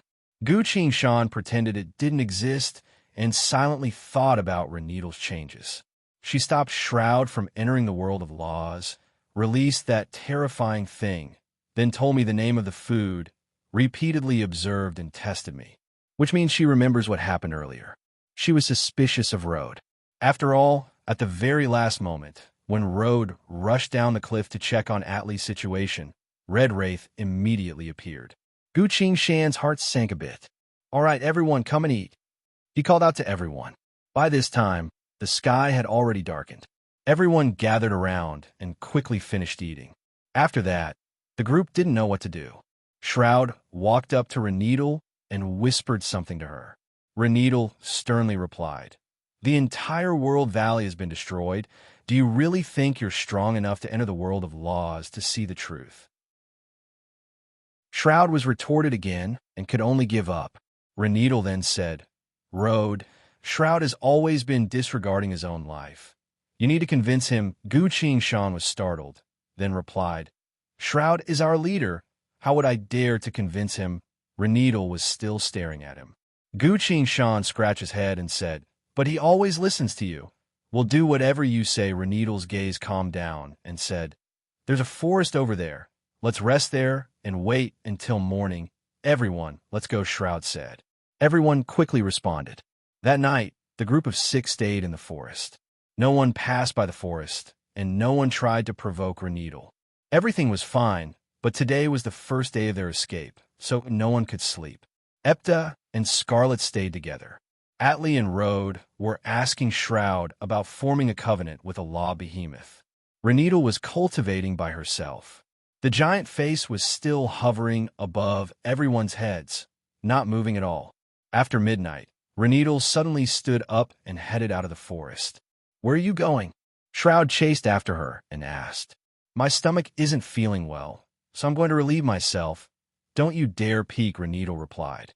After saying so, she disappeared from everyone's sight. Shroud was a bit surprised, then a bit embarrassed, so he could only return to his resting area and asked Atli and Gu Shan, Where were we? You said that the overlords would choose mortals who agreed with them, Atli replied. Shroud continued. While listening, Gu Shan fell into thought.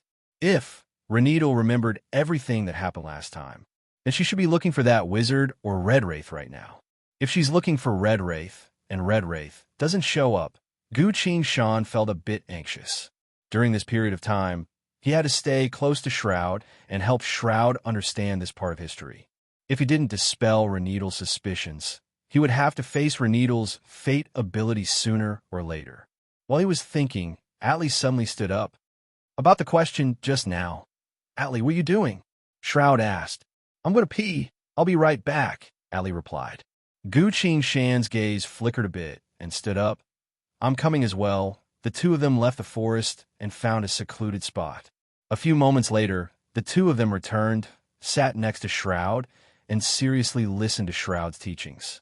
At another location, Reneedle was standing in the wilderness. The giant and terrifying faceless face was still hovering above her head.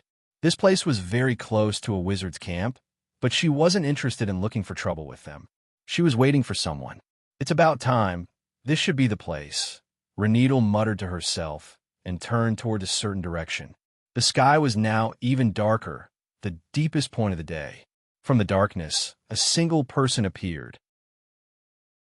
This person was wearing a pure white mask that only used a shadow to outline a pair of long and thin eyes. Other than that, there was nothing else. The pair of eyes, one red and one black, gave off a rather eerie feeling. Red Wraith. Sure enough, he appeared. Killing intent surged from Reneedle's body and muttered, I am Reneedle of the World Valley. Who are you? Why have you appeared here? The faceless face above her head slowly opened its mouth. Chapter 1529. Someone from the World Valley? Red Wraith repeated. He looked up at the gloomy face above Reneedle's head and spoke in a hoarse voice. Very well. So you're on the same side as the Mara Heavenly King. While saying so, Red Wraith drew his sword and assumed a stance. Surging killing intent burst forth from his body. A battle was about to erupt. Reneedle's expression changed over and over again. The Mara Heavenly King. That name again. Could it be? Did Red Wraith always think that I'm an assassin who's here to ambush him? Reneedle suddenly took a few steps back and said, Wait a bit. She abruptly disappeared. Her presence and traces could no longer be sensed. It was as if she had never existed in the first place. Spatial technique. She's grasped a new spatial technique. Not only that, she's no longer absorbing my power, Gu Shan silently thought. Although he didn't know what exactly had happened to her, he could already guess what she was planning. At another location, among the trees, Epta and Scarlet were still discussing where they should go from now on. Shroud, Rode, and Atli were gathered together to study the rules of contracts in the world of laws. Shroud was answering their questions.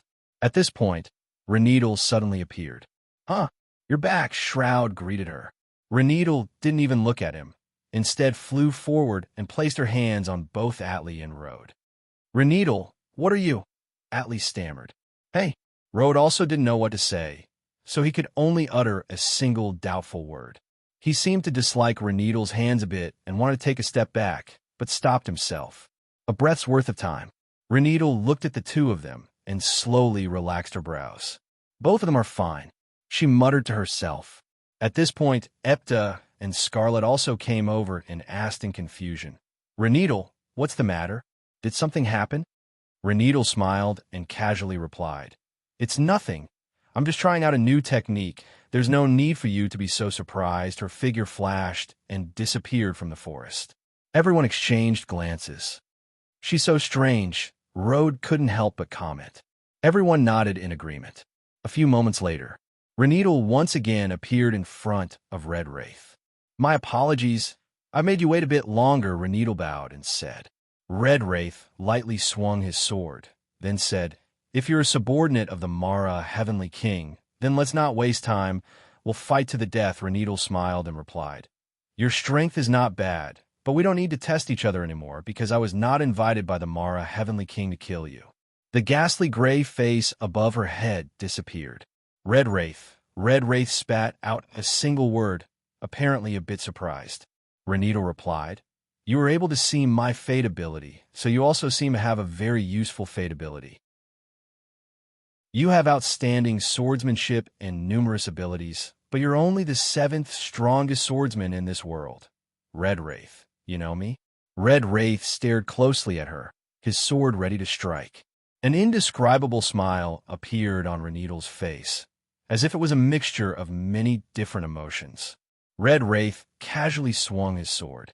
The crescent-white sword phantom left a long afterimage in its wake as it flew straight towards Reneedle. Reneedle didn't move. The sword ray pierced through her body with a whistling sound, quickly flying backwards, quickly disappearing into the end of the wilderness. Reneedle was unscathed. "Law of space? You have both the law of space and the law of fate," Red Wraith said. Reneedle replied, "Yes, I'm not that idiot, and I don't like unnecessary conflict. I simply came to take a look at you and confirm a certain matter." "Confirm a certain matter?" Red Wraith asked with a doubtful tone. "You wouldn't understand." Reneedle's killing intent completely vanished, then spoke in a judgmental tone. "In truth, I should be angry at you, but the real me doesn't want to be a hypocrite, so I'll tell you the truth. Whenever I see you, I'll always recall what you did, and I'll always feel joy for it." Red Wraith stood still, asking after a long while, "What exactly are you talking about?" Reneedle chuckled, then replied, "You wouldn't understand. In short, you're only the 7th strongest swordsman in this world, so you're nothing in my eyes. I'm not that idiot, and I don't hold any grudges against you.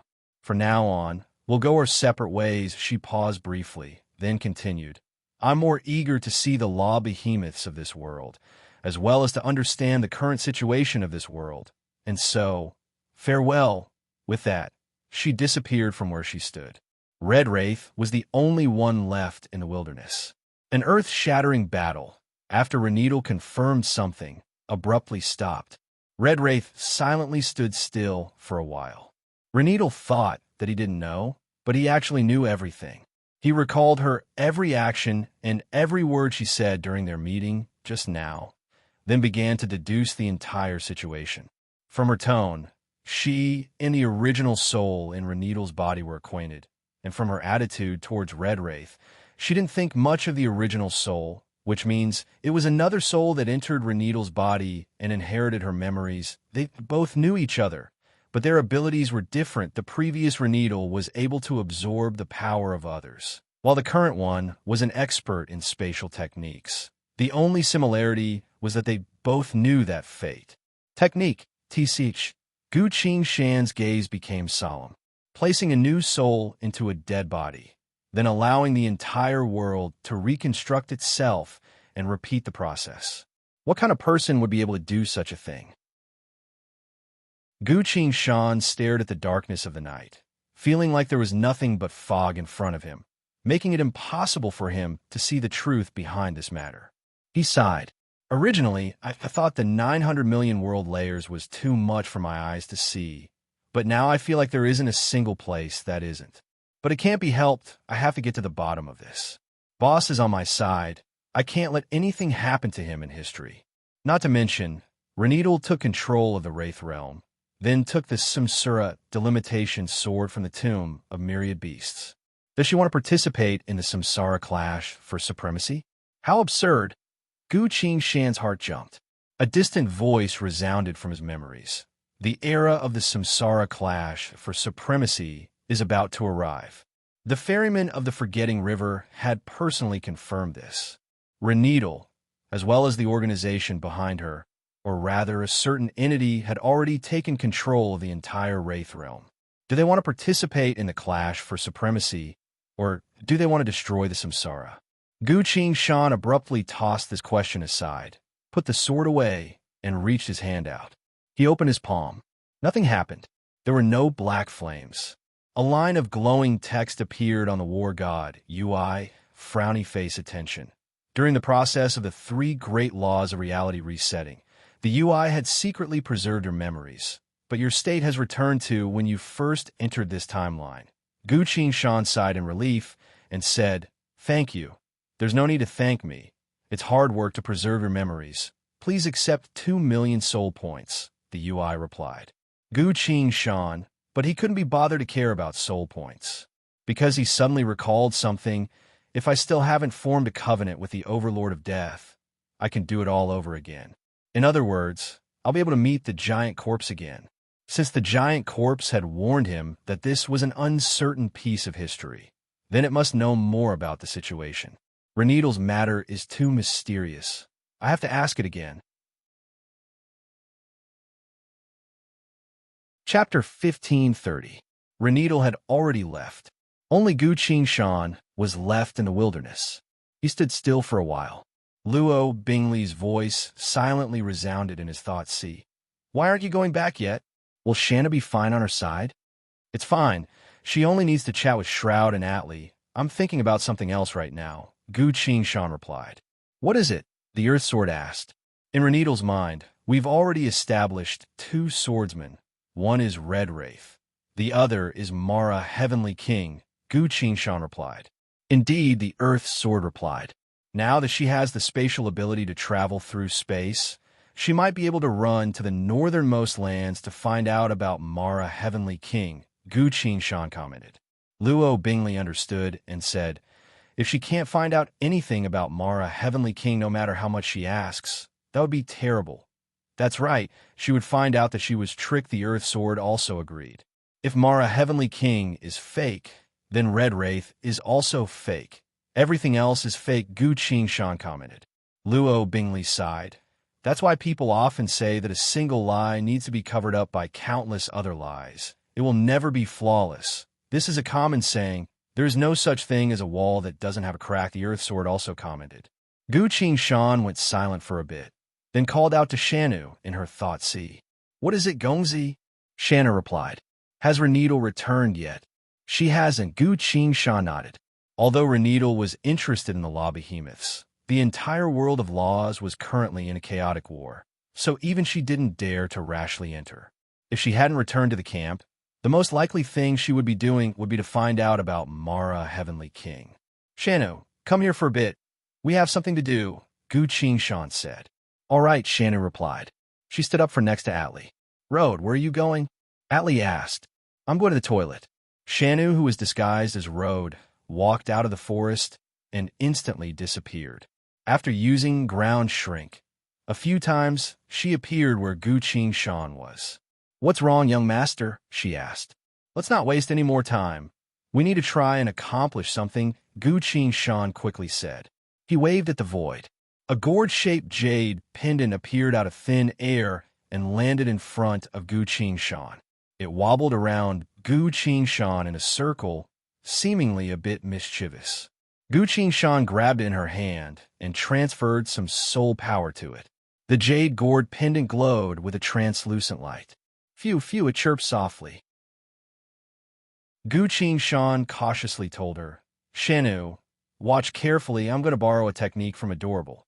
And since you have the thaumaturgy, living's wisdom, you're essentially another me. Try to see if you can use it at the same time as me and borrow the technique." Shanu understood and said, "All right, but what kind of ability are we borrowing? What are we going to do?" Guqin Shan then told her his idea. One was Red Wraith. The other was Mara Heavenly King. In short, since the names have been given, they can't be changed and must be used. For these two Wraith Realm artifact spirits, if they were to run into Reneedle in the future, Guqin Shan could only apologize. Shanu carefully listened to him and nodded. She first used the law of all beings equal and turned into Qi Yan's appearance from before.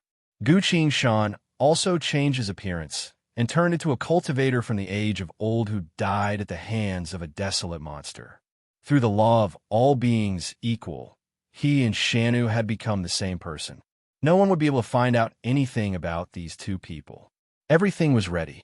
Time to begin. Guqin Shan turned to the Jade Pendant Adorable. The Jade Pendant Adorable let out a shio to express that it was ready. "All right, let's get ready." Guqin Shan abruptly shouted, "Adorable, lend me 100 lanterns." Almost at the same time, Shanu also spoke up, "Adorable, lend me 100 lanterns." The Jade Pendant Adorable shook a bit and let out a shio sound. Two invisible ripples came from the Jade Pendant Adorable and enveloped both Guqin Shan and Shanu. Guqin Shan immediately replied, "In the extreme north of this world, there's a swordsman called Mara Heavenly King. He is the strongest swordsman in the world, but his whereabouts are constantly changing. Only those who are extremely powerful know that he is in the extreme north, but no one knows exactly where he is hiding." Shanu followed up, "Of the top 10 swordsmen in the world, everyone else have been killed by Mara Heavenly King. Only the 7th-ranked Red Wraith is still fighting him to the death. This is a well-known battle of life and death between swordsmen. Everyone is waiting for a victor to be decided. The Fate-type ability, Existence." At the time when Lin activated her Destiny ability and turned into a 12-winged angel, Adorable had borrowed this miraculous Destiny ability from her. At this crucial moment, Lin's Destiny ability had finally shown its effect. After activating the ability, Guqin Shan looked at the War God UI. A line of glowing text quickly appeared. "Frowny face, you've activated the Destiny ability, Existence. When you use the law of all beings equal to take the appearance of the current cultivator, you will become the strongest swordsman in the world, Mara, Heavenly King." Guqin Shan then looked at Shanu. Shanu had now turned into Qi Yan, her expression still a bit nervous. "I can sense that the person I've turned into has been accepted by the world. Shanu, did you succeed?" Guqin Shan asked. Shanu blankly replied, "I only used living's wisdom.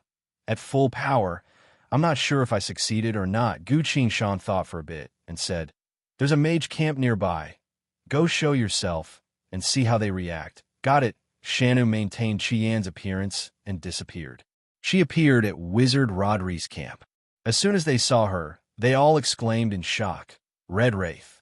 Wizard Rodri stepped out from the crowd and spoke in a low voice. "The 7th strongest swordsman in the world, Red Wraith.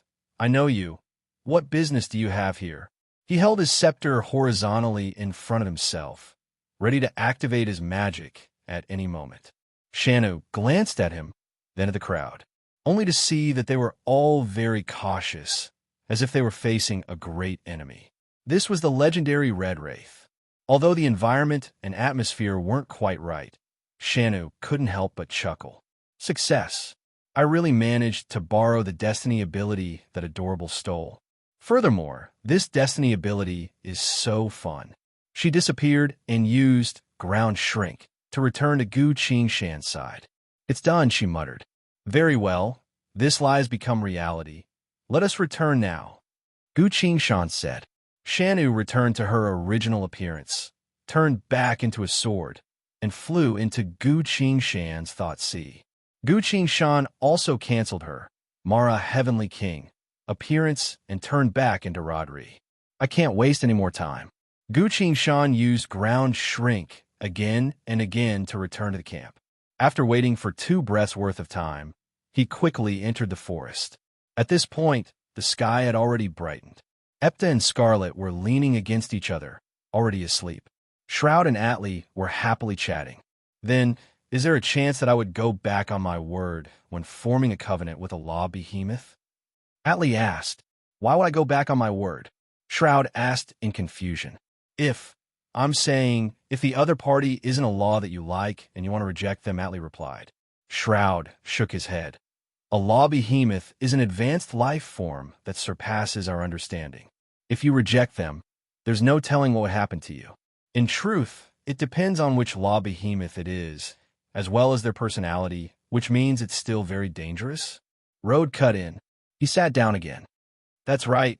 We mortals wouldn't be able to understand the thoughts of a law behemoth, Shroud replied. He suddenly stood up and walked out of the forest. Where are you going? Atli looked at him and asked. Go in peace, Shroud stretched himself. Road stood up and said, I'm going as well. Atli muttered. Road, you pee so much. Are your kidneys not good? Road glared at him. He and Shroud both left the forest, each finding a secluded place to relieve themselves. A few moments later, they returned together. Shroud, Renedal has been gone for a bit too long. Where is she? Gu Qing Shan casually asked. Shroud stopped. After a bit of hesitation, he called out, Renedal? No response. Shroud was a bit worried. He unleashed his presence and shouted with all his might. Renedal, where are you? His voice echoed far away, echoing throughout the wilderness. Still no response. Atli quickly arrived. Even Epta and Scarlet were startled awake and followed him. What's the matter? Atli asked. Renedal is missing, Shroud anxiously said. Suddenly, a voice called out. I'm here. Everyone turned to look, only to see Renedal walking out from the thick bushes with a travel-worn appearance. Shroud sighed in relief and was about to greet her. Gu Qing Shan caught him. Wait, Shroud. Gu Qing Shan's expression became a bit serious. Shroud was confused. Renedal also turned to Gu Qing Shan. Road, what's the matter? She asked. Gu Qing Shan met her gaze and asked, Didn't you go to the toilet? Why did you take so long? Renedal's expression remained the same and replied, It was just a bit long. What's the problem with that? Gu Qing Shan shook her head. I can't help but feel like you're a bit different from before. Everyone thought about it and agreed with her. Indeed, after Renedal was abducted and reunited with everyone, she had changed quite a bit. Whether it was the way he spoke or the way he did things, they were all different from before. What's going on? Everyone became suspicious. What's different? Renedal asked. You aren't as close to Shroud as before, and you're scaring me even more than before, Gu Qing Shan replied. Renedal smiled. Of course it's different, but you youngsters wouldn't be able to see through something like soul substitution. Even if a law behemoth came, they wouldn't be able to find any flaws. With that in mind, she calmly replied, I really did go to the toilet because my stomach hurt. It took a bit longer, stomach hurt. So it took a bit longer. These words, no one could find anything wrong with them. But Gu Qing Shan didn't let her off the hook. You took a long time because your stomach hurt? He asked. That's right, Renedal replied. Very well, where's your poop? Gu Qing Shan asked. Renedal froze, thinking that she didn't hear that clearly. Gu Qing Shan spoke with a stern expression. Poop doesn't lie. Where did you poop? Chapter 1531. Renedal suddenly chuckled. This road sure is cautious. Just now, I went to the northernmost region and found a few normal people, but none of them knew about Mara Heavenly King. While I was feeling disappointed, I thought for a bit and went to find a few local combatants.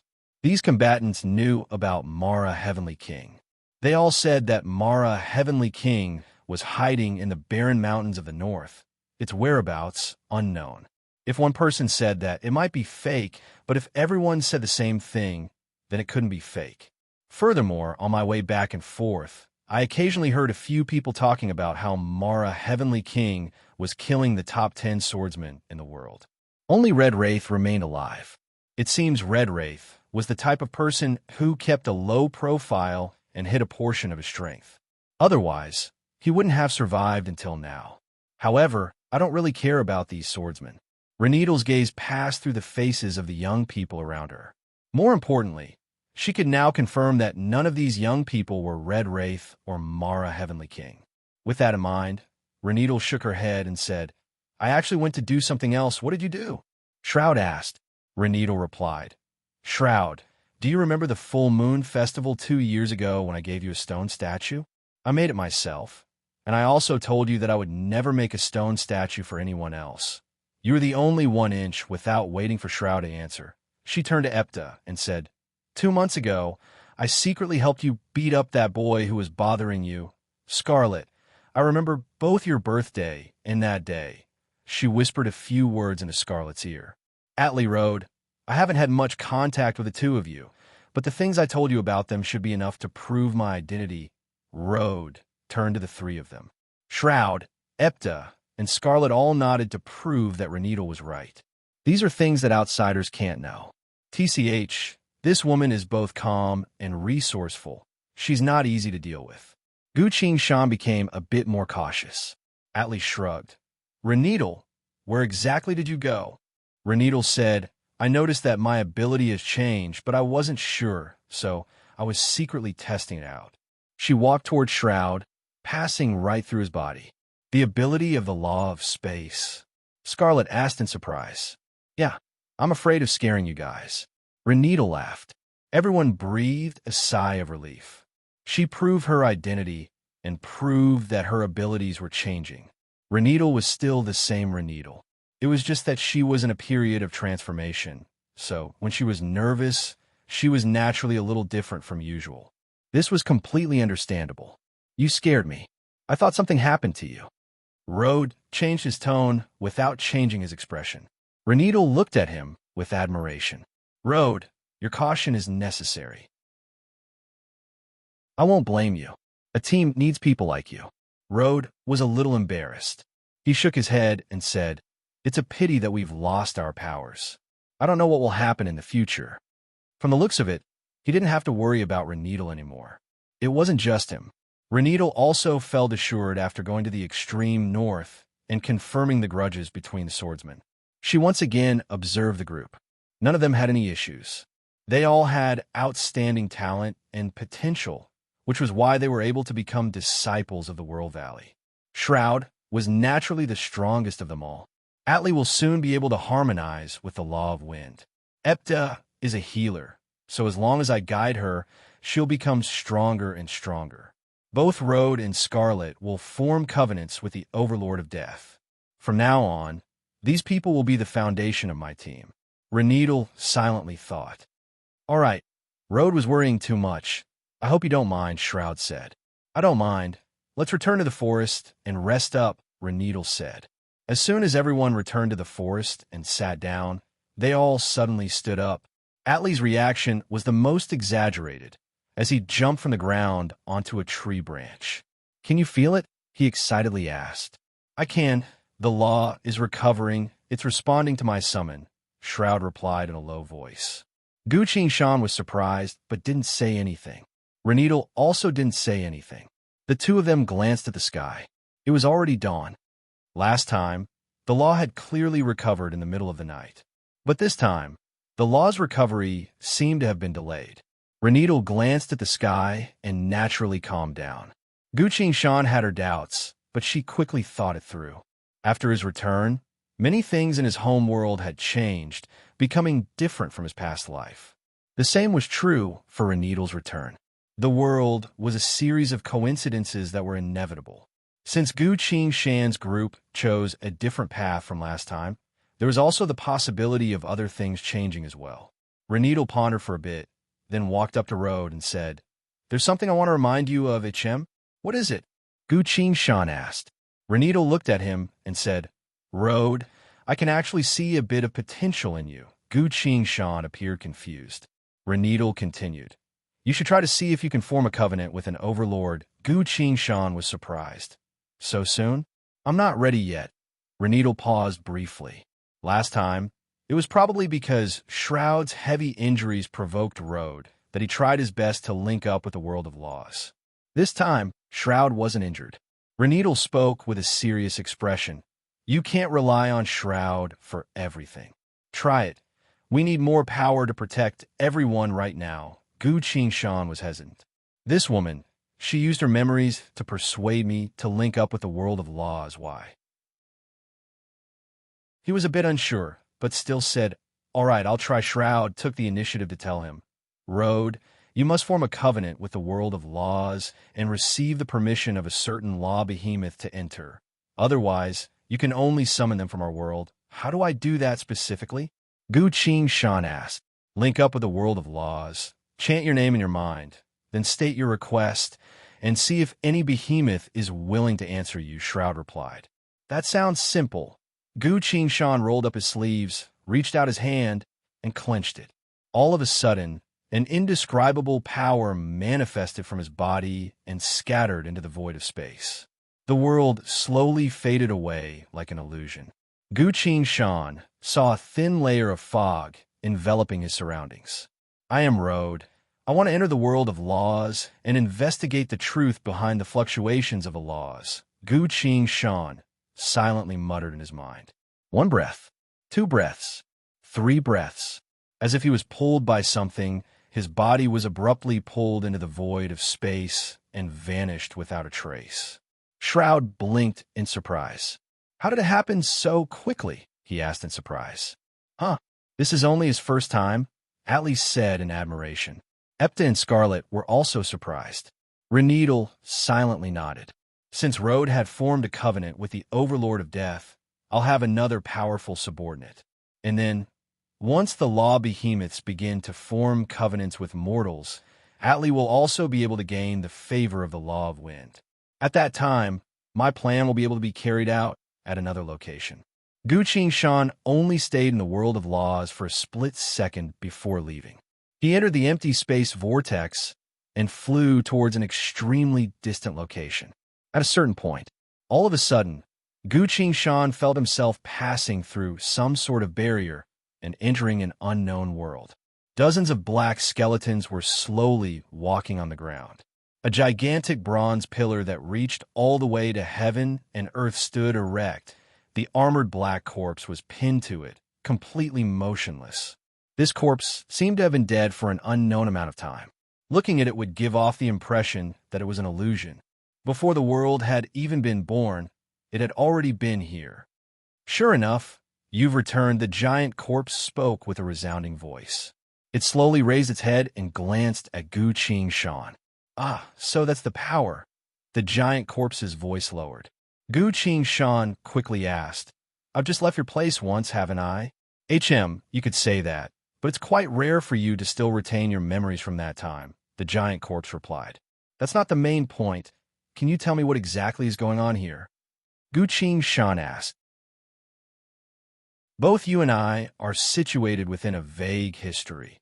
If you can't walk through this history to its end, it will never become clear, and I won't be able to know the secrets within," the giant corpse replied. Gu Shan simply explained, "There was a certain person. She died, but the 3 great laws of laws had all revived her, so she seemed to have become a completely different person. So it was them," the giant corpse muttered. "Who were they?" Gu Shan asked. "It's not easy to explain, and their story wouldn't be explained in a day and night. You only need to remember, at a certain point in the long river of time, the apocalypse will destroy everything. This has already happened many times. They're the ones who managed to survive the previous apocalypse that destroyed everything." Gu Shan couldn't help but shake her head. "That doesn't make sense. If the apocalypse destroyed everything, how did they survive?" The giant corpse replied, "Whenever the apocalypse came to destroy everything, they would first kill themselves to create a sealed and dead world. This way, the apocalypse wouldn't destroy them. Of course, this isn't a good solution, because maintaining their existence through this method is a form of torture, and it's also very difficult to revive. However, they would occasionally accumulate enough power to choose a new body and return to this world to take a look." "Take a look at what?" Gu Shan asked. The giant corpse replied, "Take a look at whether or not they can kill all living beings, absorb the power of all living beings and laws, thus allowing them to escape their state of death and revive." Gu Shan. They were the most powerful entities before the previous apocalypse. They were the myriad deities of the pantheon. Chapter 1532. Gu Shan's heart tightened, because he remembered something. The living being sacrificial dance seemed to be related to the dusty world. If this sacrificial dance ultimately came from the dusty world, then wouldn't he become a member of the pantheon? This matter must be clarified. After thinking for a second, he asked decisively, did the pantheon's pantheon create the dusty world? No, don't ask too much about the matters of the dusty world. That will create a connection between you and the dusty world. It's hard to say whether it will be a blessing or a curse. Even I won't be able to save you, the giant corpse advised. Gu Shan sighed.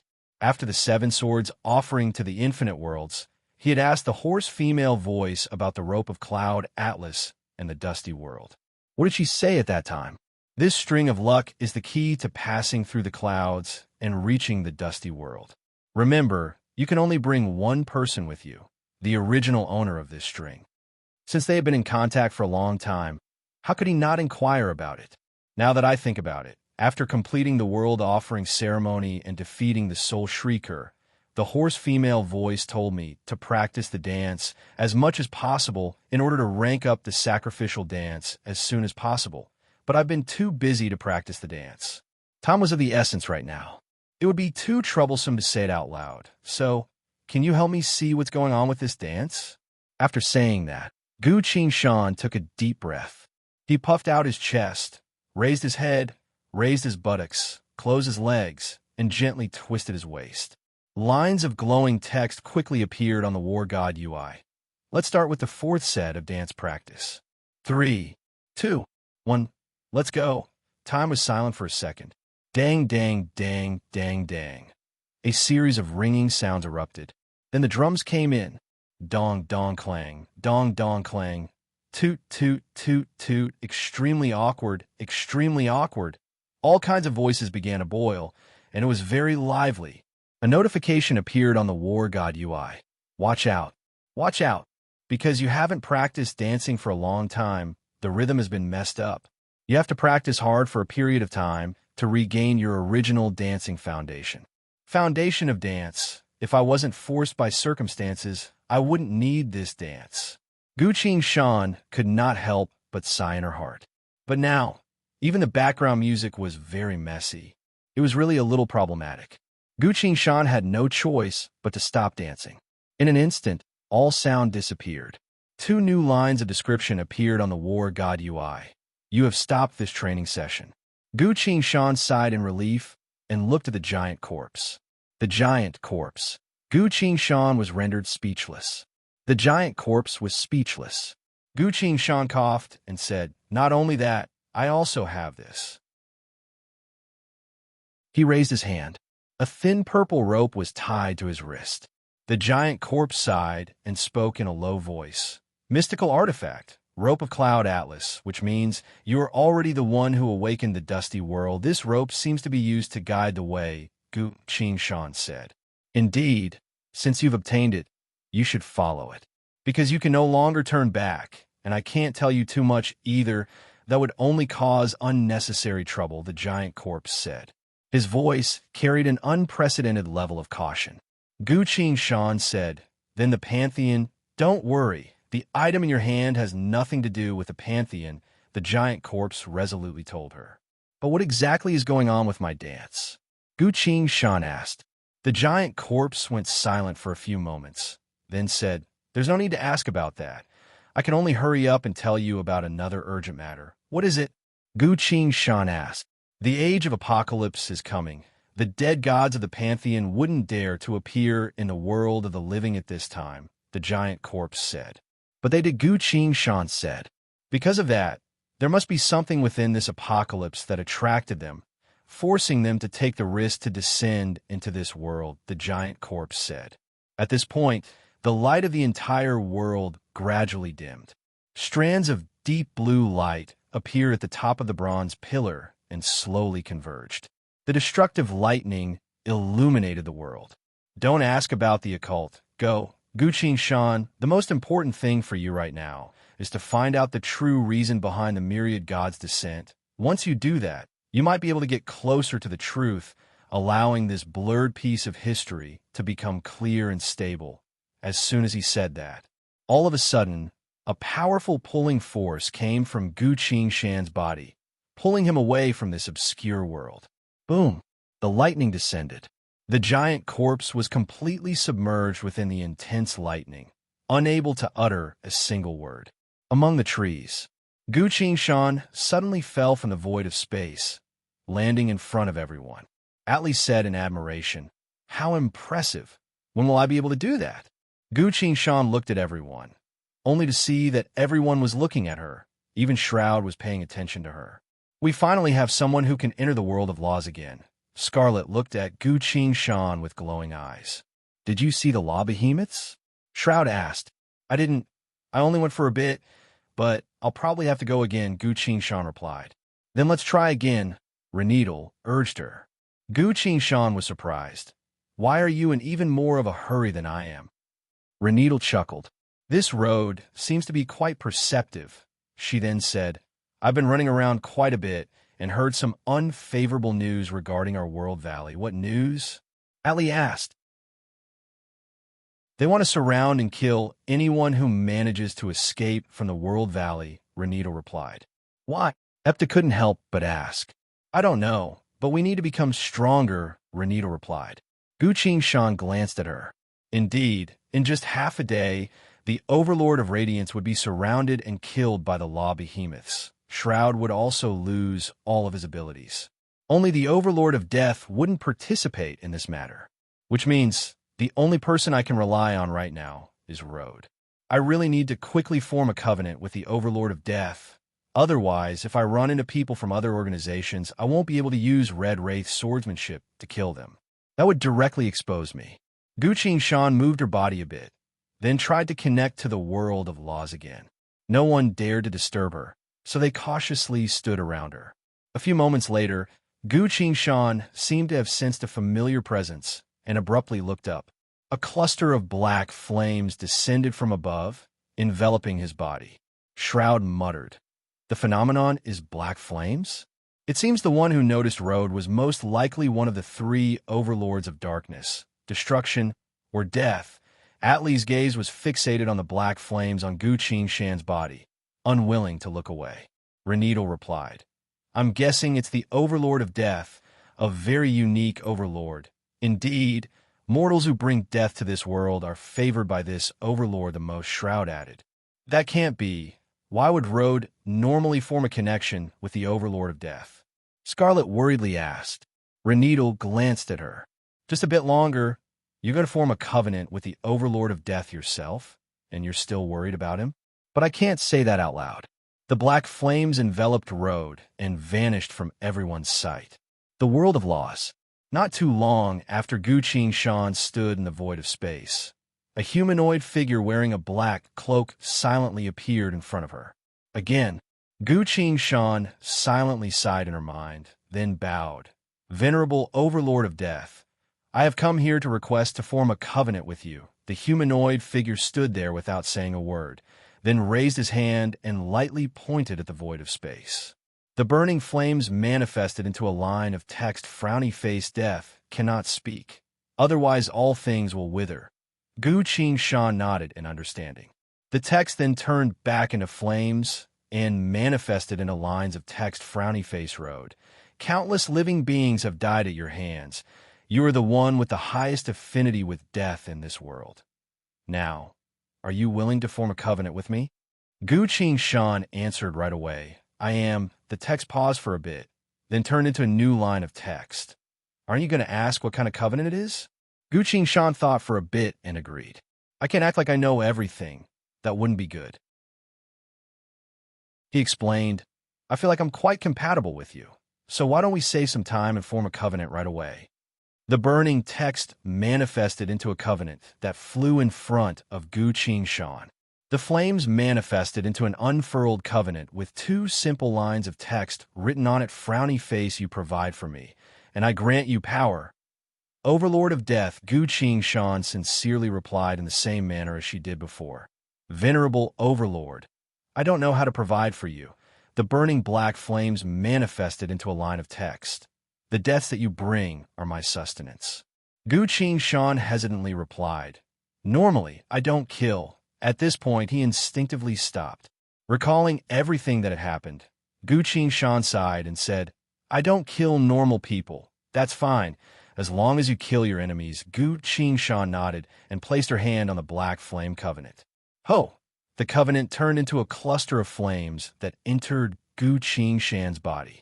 The covenant with the Overlord had been formed. The line of black text appeared again. Frowny face, you did well.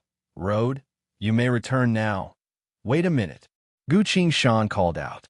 He took out something from his chest and respectfully said, to celebrate our agreement, I present this bottle of precious treasure to you. Miaoshu House. Chapter 1533. Everything went very smoothly. Not too long after, Gu Qingshan once again appeared in the forest. Did you succeed? Shroud asked. Gu Qingshan opened his palm. A cluster of black flames silently burned in his hand. Whoa! Epta and Scarlet both exclaimed. How strong is this Overlord? Atli excitedly asked. Shroud replied. He's the same as the Overlord of Radiance, the strongest of them all. He also raised his hand and unleashed a blinding light. But a split second later, the light in his hand began to dim. Shroud exclaimed in surprise. Gu Qingshan's heart sank. Reneedle's expression warped. What's bound to come has come. The Overlord of Radiance was surrounded and killed by almost all the law behemoths. He was the strongest Overlord, but he was still outnumbered. Mortals couldn't interfere in this matter, nor could they do anything about it. No one could go against so many Overlords in the world of laws.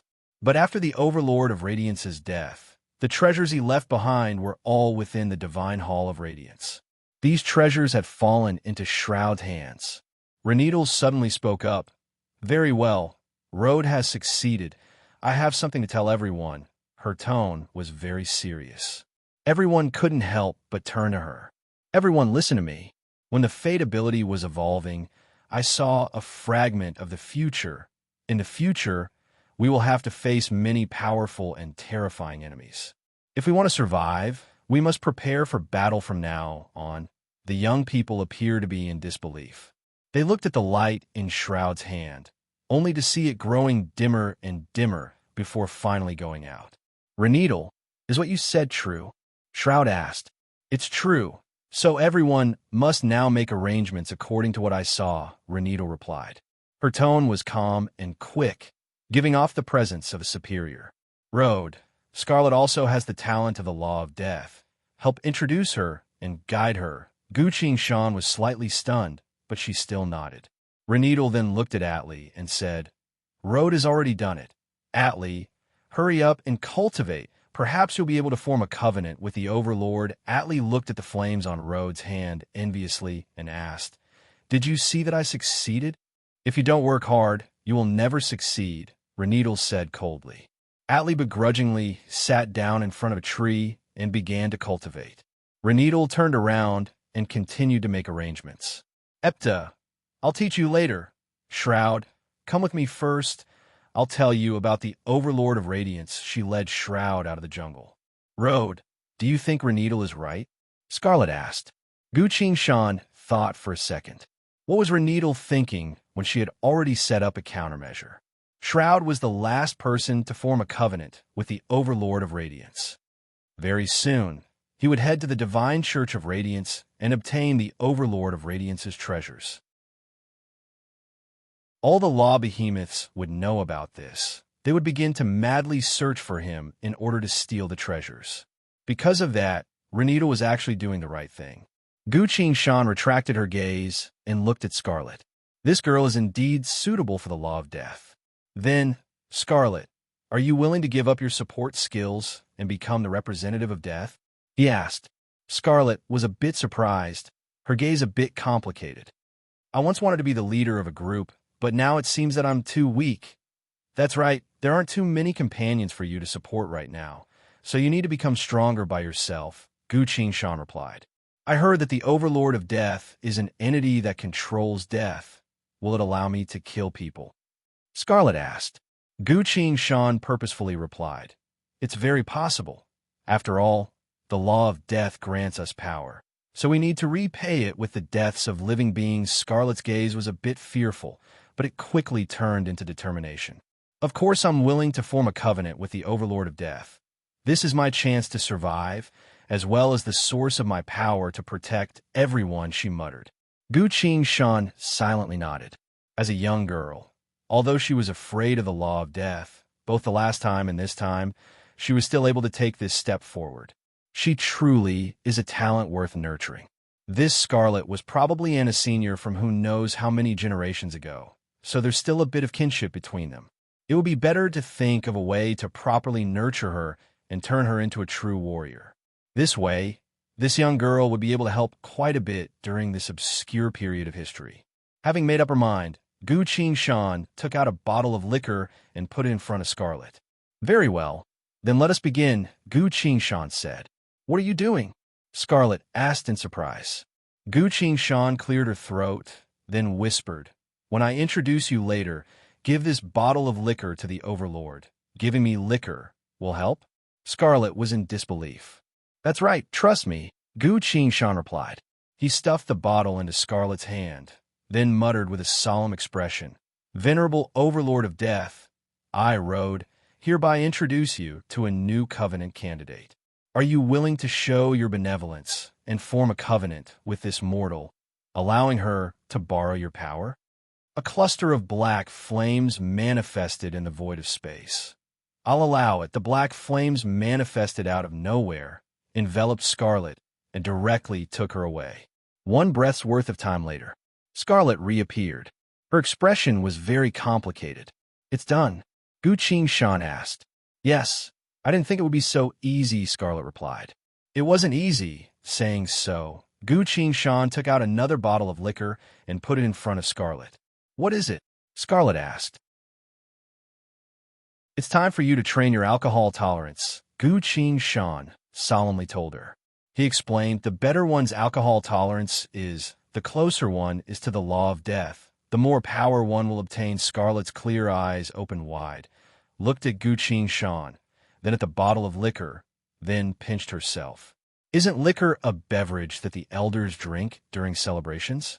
How could there be such power? Scarlet asked. About that, the reason is a bit complicated. You can think of it as alcohol being the essence of food. The more you drink, the more power you'll obtain. Let me show you. He opened the bottle and gulped it down in one gulp. Grant me the power of death, Gu Qing-shan muttered. Ho! The black flames around him boiled, then manifested into a long-handled scythe. Gu Qing-shan held the scythe horizontally in front of Scarlet. Can you sense its power? He asked. I can. This scythe is really cool, and it's also very powerful. Scarlet's eyes were glued to the scythe, made of black flames, unable to move away. Give it a try, Gu Qing-shan said.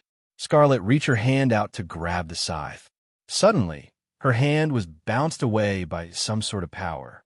It rejected me, Scarlet said, a bit disappointed. Gu Qing-shan patiently explained. This is because your affinity with the Overlord isn't high enough. You need the Overlord to feel that you and are the same kind of existence, a companion worthy of protection. That's why you need a medium to quickly pull your relationship with the Overlord closer. What should I do? Scarlet asked. Gu Qing-shan didn't say anything and took out another bottle of liquor, opened it, and put it in front of Scarlet. This time, Scarlet understood everything. Drinking this kind of beverage, she clenched her teeth, took the bottle with both hands, tilted her head back, and gulped it down. Clang! The liquor was finished, and the bottle was tossed to the ground. Scarlet reached her hand out to grab the long-handled scythe. She caught it. At the same time, the black flames behind her became more intense. So that's why my power is skyrocketing. Scarlet's eyes glowed brighter and brighter, then suddenly turned to Gu Qing-shan. What's the matter? Gu Qing-shan asked. Give me another bottle, Scarlet replied. Let's just do it step by step, Gu Qing-shan cautiously said. Why would I stop on the path of pursuing power? Scarlet asked in confusion. As soon as she said that, her expression changed. She staggered back a few steps and leaned on a tree. Road, what did you put in the liquor? Gu Qing-shan froze, then replied, I didn't put anything in it. Scarlet couldn't help herself anymore and collapsed to the ground. She pointed a finger at Rode. Epta and Atli both ran over as they heard the commotion. "What's going on? Rode, what did you do to Scarlet?" Atli asked in confusion. Gu Qin helplessly replied, "I really didn't do anything, but I'm feeling very uncomfortable right now. There must be something wrong with your liquor." Scarlet breathed heavily. Epta didn't say anything and checked Scarlet's body. "What's wrong with me?" Scarlet asked. Epta looked at her with a complicated gaze and whispered into her ear, "You drank too much." Chapter 1534. Scarlet had already fallen asleep. She was sleeping very soundly, hugging the black flame scythe without letting go no matter how hard she tried. Epta carried her on her back and went to rest behind a large tree. Can she really fight like this? Atli was a bit doubtful. Gu Qin smirked. He was thinking about Anna, so he was in a good mood.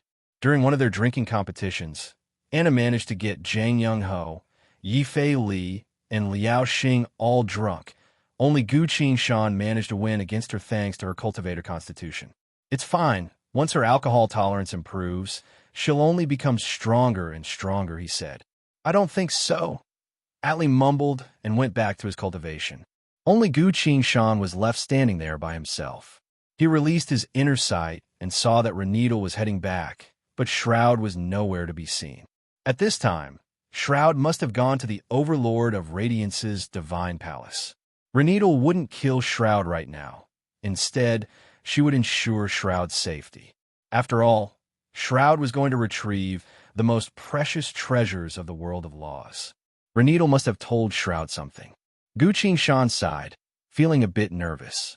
Once Shroud retrieves the Overlord of Radiance's treasures, all the law behemoths would hunt Shroud down. Other than that, there was also Reneedle. She came from the Pantheon. Who knows what she's planning? All of a sudden, Gu Qin gaze focused. Reneedle had entered the forest and was heading towards him. She seems a bit different. A few moments later, Reneedle appeared in front of him. "Rode, where are the others?" Reneedle asked. "Scarlet drank too much. Epta is taking care of her. Atli went to think of a way to break through," Gu Qin replied. Reneedle nodded. This was similar to the previous situation. Although they weren't being hunted down, they were still following the same path of growth. Gu Qin gaze fell on the top of Reneedle's head, revealing a surprised expression. Above Reneedle's head, a speck of starlight could be seen. Reneedle noticed his gaze and said faintly, "This is my new ability. I'm slowly exploring it." "I see." Gu Qin pretended to be enlightened, but in her heart, she became even more vigilant. In the future, countless deities would kneel before Reneedle's throne, and a vast galaxy would be born, evolved, and destroyed behind her. In the past, the four gods once said that Reneedle's title was the Jade of Infinite Worlds, the Master of the Star River, the Blessed Maiden of the Inner Plane, and the Grand Empress of the Pantheon. And now, in this foggy history, Reneedle condensed the first starlight. Was it worth it for him to ask the reason? Gu Qin went silent for a split second, then suddenly asked, "Reneedle, what is the origin of your starlight?" "See you again, activate." Everyone had already tasted his noodle soup, and now it was finally time to reap the harvest. Reneedle fell into a daze. She seemed to be recalling something and muttered as if she was sleep-talking. The law behemoth of wind was wandering nearby, trying to find a mortal who could form a covenant with it. "So I ate it and condensed this starlight." Gu Qin trembled as waves of shock surged in her heart.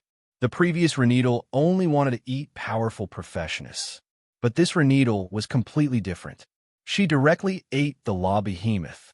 That was a living being manifested from the world spirit and origin power, a wielder of the laws. Even such an entity couldn't reach Reneedle's devouring ability. Gu Qin controlled her breathing and heartbeat to avoid being noticed by Reneedle. A split second later, Reneedle returned to normal.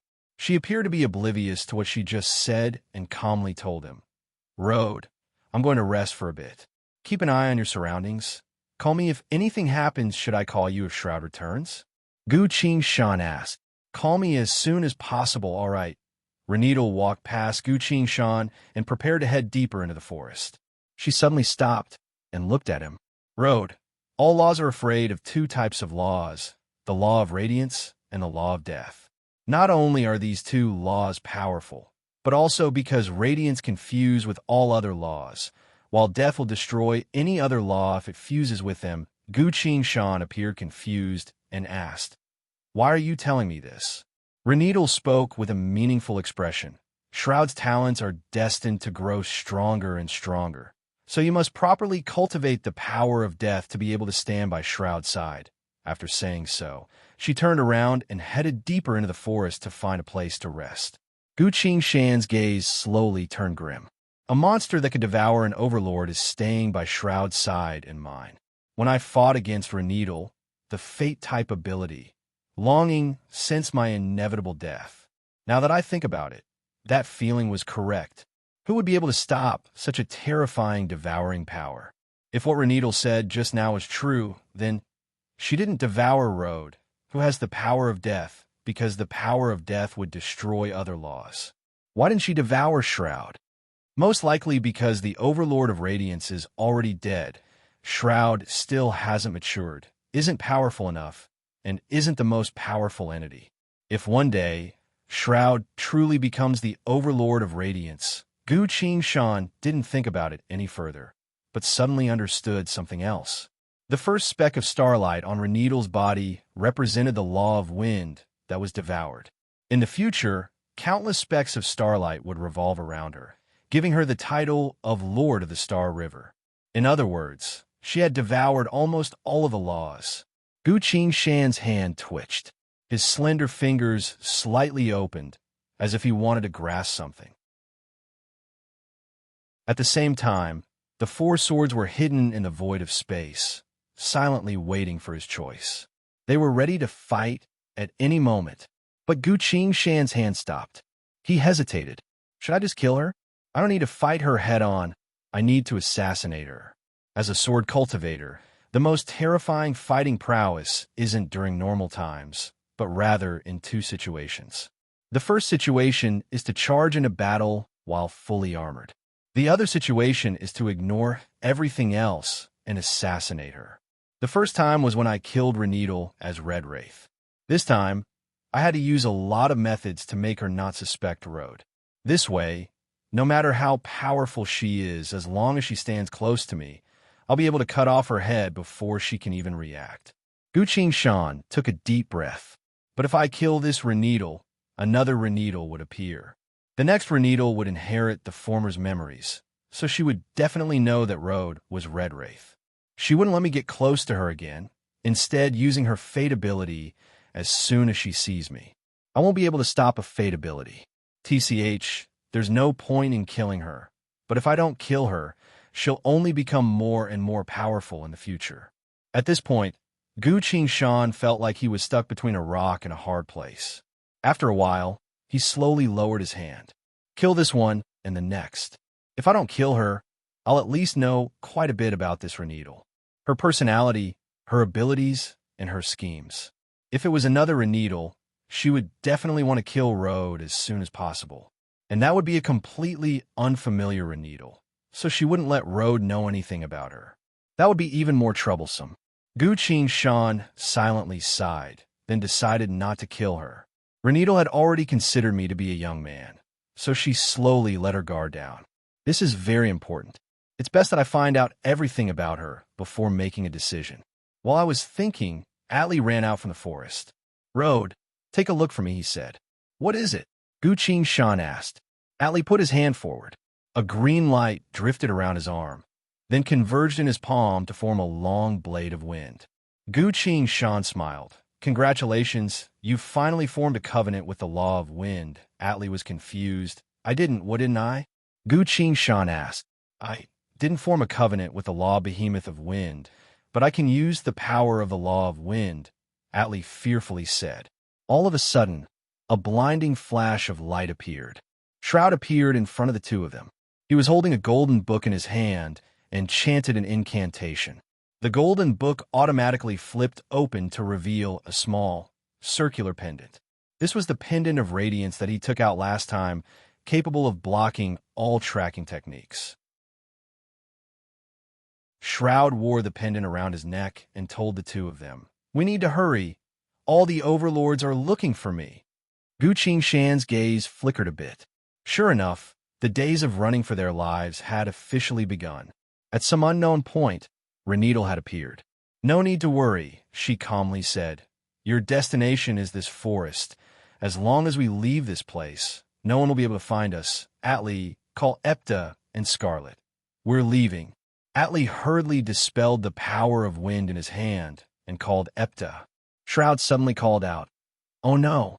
Atli can now use the power of the Law of Wind. The Law Behemoth of Wind will most likely be able to find us through his location. Reneedle's gaze flickered a bit and muttered, "They won't, don't worry." Shroud froze. Gu Qingshan was confused. "It's strange, he didn't form a covenant, but he can now use the power of the Law of Wind," Reneedle replied. "That's not strange. The Overlord of Radiance is already dead, but Shroud can still use the power of the Law of Radiance." Shroud was surprised. "You mean Atli has the potential to become an Overlord just like me?" "Yes," Reneedle replied. Shroud sighed in relief. Gu Qingshan looked at Reneedle, more and more confused as to what she was thinking. "Seems like I'll have to cook a few more meals to find out her true goal." While thinking, the group quickly made their preparations. They randomly chose a direction and quickly left the forest.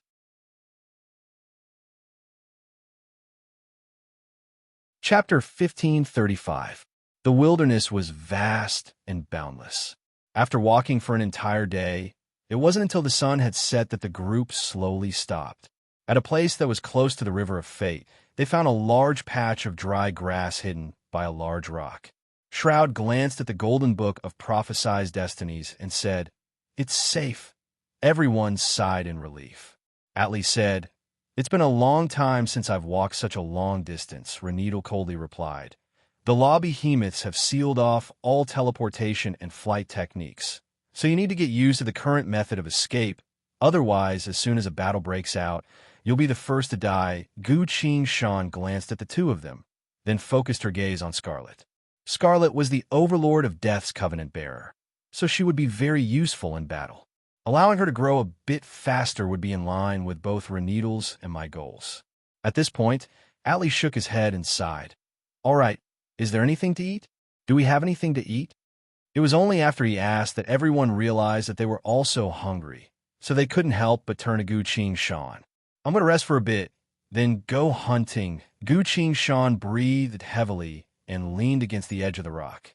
As a Star River Saint Realm cultivator, running for an entire day wasn't a big deal, but Gu Qingshan had to make sure that she looked the same as everyone else. That was normal. Everyone began to rest. Scarlet directly laid down on the grass.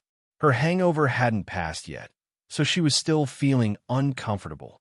Gu Qingshan thought briefly, then walked up to her and asked, "How are you feeling?" Scarlet's complexion was a bit pale as she replied, "I'm still a bit dizzy and thirsty." Gu Qingshan opened the water bag and gave it to her. Scarlet gulped it down and let out a small burp. "How about now?" Gu Qingshan asked. "I'm much better now. Thank you," Scarlet replied. Her complexion was a bit flushed as she returned the water bag to Gu Qingshan. "No need to thank me. Take this." Gu Qingshan gave her a bottle of liquor. Scarlet's expression froze. This time, Gu Qingshan had already asked for the rest of the wine from Epta. "Don't worry, the alcohol content in this bottle is low. It's like a beverage. You can drink it slowly and finish it tonight." Gu Qingshan smiled. Scarlet couldn't help but ask, "Will this really help me become stronger?" Gu Qingshan pointed at her with her chin. Scarlet followed his gaze and looked at her other hand. The other hand was holding the dark flame scythe. In the end, this weapon of death ended up in Scarlet's hands. Scarlet hurriedly said, "I'm sorry. This was a weapon that you manifested, but I—" Gu Qingshan interrupted her and said, "Drink this bottle of wine, and I'll give you the weapon." "You don't need it?" Scarlet doubtfully asked. "I'm not used to using scythes," Gu Qingshan said. Scarlet looked at the liquor in her left hand, then at the black flame scythe in her right hand, then clenched her teeth. "All right, I'll drink. Wait!" A voice rang out. Atli. He looked at the liquor in Scarlet's hand, gulped, and showed an extremely vivid expression of desire. Road, give me a bit of Scarlet's liquor. I want to drink it too, Atli said. No. Gu Qing-shan resolutely refused. This is for Scarlet. You can just drink water. There's no need for liquor. I just want to drink a little bit, Atli begged. Gu Qing-shan glanced at him, then said, How about this? When you go hunting with me and help me carry the prey, I'll give you a bottle of liquor. All right. Hunting is only a small matter. Atli licked his lips. His gaze fell onto the bottle of liquor in Scarlet's hand. Gu Qing-shan stood up and said, We're going hunting. You guys rest up for a bit, Shroud asked. Do you need me to go? No need.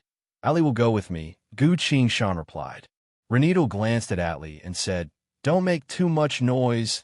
It'll be troublesome if you attract the attention of others. Atli didn't mind at all. We're going hunting, not to kill people. Don't worry. Renito turned to Shroud. Shroud flipped through the book of prophesied destinies for a bit, then said, The good news is that this area is very barren. There aren't any large life forms. The bad news is that you might not be able to catch any prey. Renito calmed down and said, There aren't any law behemoths around. You can go now, Atli, and Gu Qing-shan then set out. They followed the river upstream, and soon left the hidden camp behind them. Gu Qing-shan observed the situation along the river, then abruptly manifested a cluster of black flames in her hand and tossed it into the river.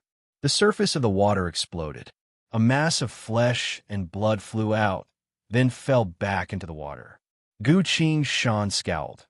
Tisich, the flames of death are indeed powerful, but it's a bit overkill to catch fish. Are we going to eat fish tonight? Atli asked with interest.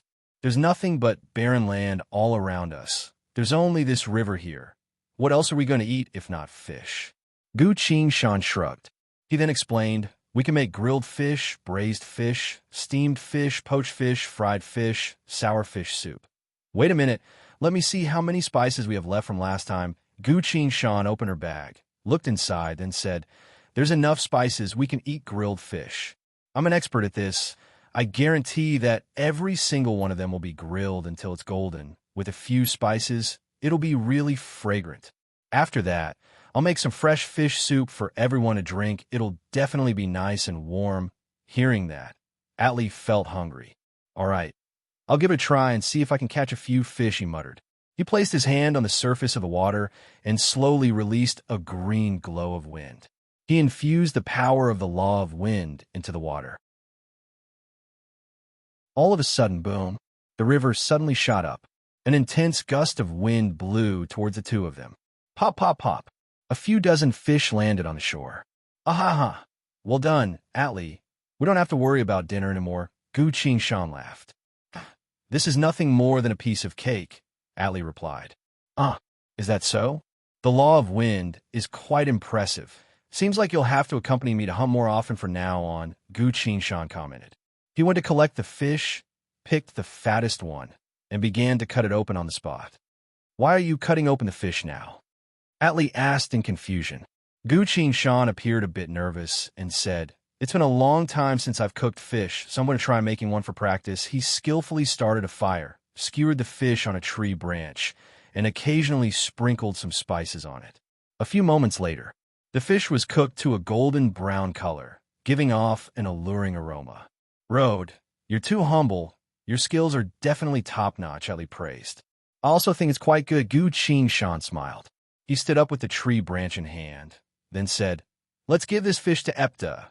She's been taking care of Scarlet for a long time today, so she must be a bit hungry. Why give it to her? It'll be cold by the time we get back. You might as well give it to me. Atli took the tree branch from Gu Qing-shan's hand and took a bite. How does it taste? Gu Qing-shan asked. Atli was wolfing down his food, so he didn't have time to answer, and only gave Gu Qing-shan a thumbs up. Right, there's also a bottle of liquor, Gu Qing-shan face-palmed and said. He took out a bottle and gave it to him. It was now that Atli let go of the fish, received the bottle of liquor, and began to gulp it down. Good liquor. I almost forgot, he blurted out, then immediately added, And there's another bottle to drink. Gu Qing-shan said, Hurry up and finish it. We need to hurry back. Atli nodded and began to gulp down the food. Seeing how he wolfed down the food, Gu Qing-shan smiled. During their break, Renedal talked a bit more with Atli than usual, as if she was paying attention to him. This wasn't a big deal, since they were all on the same side. Talking a bit more wouldn't raise any suspicions. Aside from this trivial matter, when Atli formed a covenant with the law behemoth of wind last time and fought against Gu Qing-shan, he only managed to randomly unleash a few wind blades. So why did Atli's control over the law of wind, which he had only just grasped, become so precise that he could use it to catch fish? Perhaps he really was talented in the law of wind. And this was only a trivial matter, not to mention that Gu Qing-shan herself didn't understand the law of wind at all. If it was anyone else, they might think that this wasn't worth paying attention to at all. But Gu Qing-shan was starting to pay attention to it. He had always been an overly cautious person, so he wouldn't let a single detail slip past his eyes. Even if this detail wasn't worth mentioning, he would still try to confirm it. This attitude was what allowed him to survive through the apocalypse. And so, he noticed that Atli's eating posture was a bit different from usual. It was as if Atli had been starving for so long that he'd forgotten the taste of food. Atli wasn't like that in the past. More importantly, Atli had always understood how to take care of other people's feelings. Previously, when Shroud was heavily wounded, he was the one who carefully took care of him, even crying before he died that he'd always treated everyone as his brother. Would such a young man steal Epta's roasted fish? I've already said that Epta had it the hardest, so I wanted Epta to eat the roasted fish first. If this was the real Atli, he would only urge me to hurry up so that the roasted fish wouldn't get cold and Epta would have to eat it first. Admittedly, it was just a grilled fish, and it was still a small matter that was not worth mentioning. Epta wouldn't care whether she ate first or last, and Gu Qing-shan wouldn't care who ate first. After all, there were a lot of fish, so roasting a single one would be very quick. All of these were insignificant matters. But these insignificant matters would always hide a person's true personality and thought process. "It's so delicious, Rode. Can you roast another one for me? I can't get enough from just one," Atli said with a bit of dissatisfaction. "Sure," Gu Qing-shan smiled. "As cooks, we always hope that the food we make will be welcomed by others." Hearing that, Atli patted her shoulder in satisfaction. "Rode, you're really good." Gu Qing-shan crouched down and began to cut the fish open again. He had abandoned his companions and focused on his own desire for good food. Something inexplicably wrong with these minor matters. This person, he's no longer Atli. Gu Qing-shan skewered the fish on a tree branch, then placed it on top of the fire to roast it. For some reason, he suddenly recalled the tomb of myriad beasts and that great tomb. Something that left a deep impression had happened there, and it had almost cost him his life. The sole replacement of the Samsara war shaman.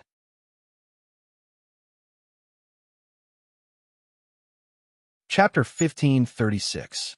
The second fish was cooked. I really have to say, Gu Qing-shan's cooking skills are quite impressive. It was because of his cooking skills that he was able to sell them on the street that he managed to earn a bit of living expenses. The fish was cooked until it was golden brown. A rich aroma wafted through the air, tempting everyone's taste buds. "How is it done?" Atli couldn't help but ask. "It's done," Gu Qing-shan gave him the branch. As Atli was about to receive it, a voice called out, "So you're cooking fish?" The two of them looked back to see Renedal standing on top of a large tree in the distance, looking down at them. She lightly leapt down and landed in front of them, looking at Gu Qing-shan, who was cooking fish on the ground. Then at Atli, who was holding a bottle of liquor in his hand. Renedal's beautiful eyes scrunched up. "Everyone is starving while worrying about you. Yet you're cooking fish here?" she questioned. Atli hurriedly replied. "It was Rode who said he wanted to practice his cooking skills." Gu Qing-shan jumped up and shouted. "That's not it. It was Atli who insisted on trying one first." Atli glared at her. "You were the one who wanted to cook the fish." Gu Qing-shan didn't back down at all. "I was going to bring the fish back with me. Do you dare say you didn't insist on eating it?" "I did eat it, but wasn't it because you cooked one first? Then why did you want me to cook a second one?" Atli was speechless. Renedal glared at Atli, then looked down at the fish in her hand. "This fish, it's really good. Rode's talents are clearly related to death. Why is he also so good at cooking?"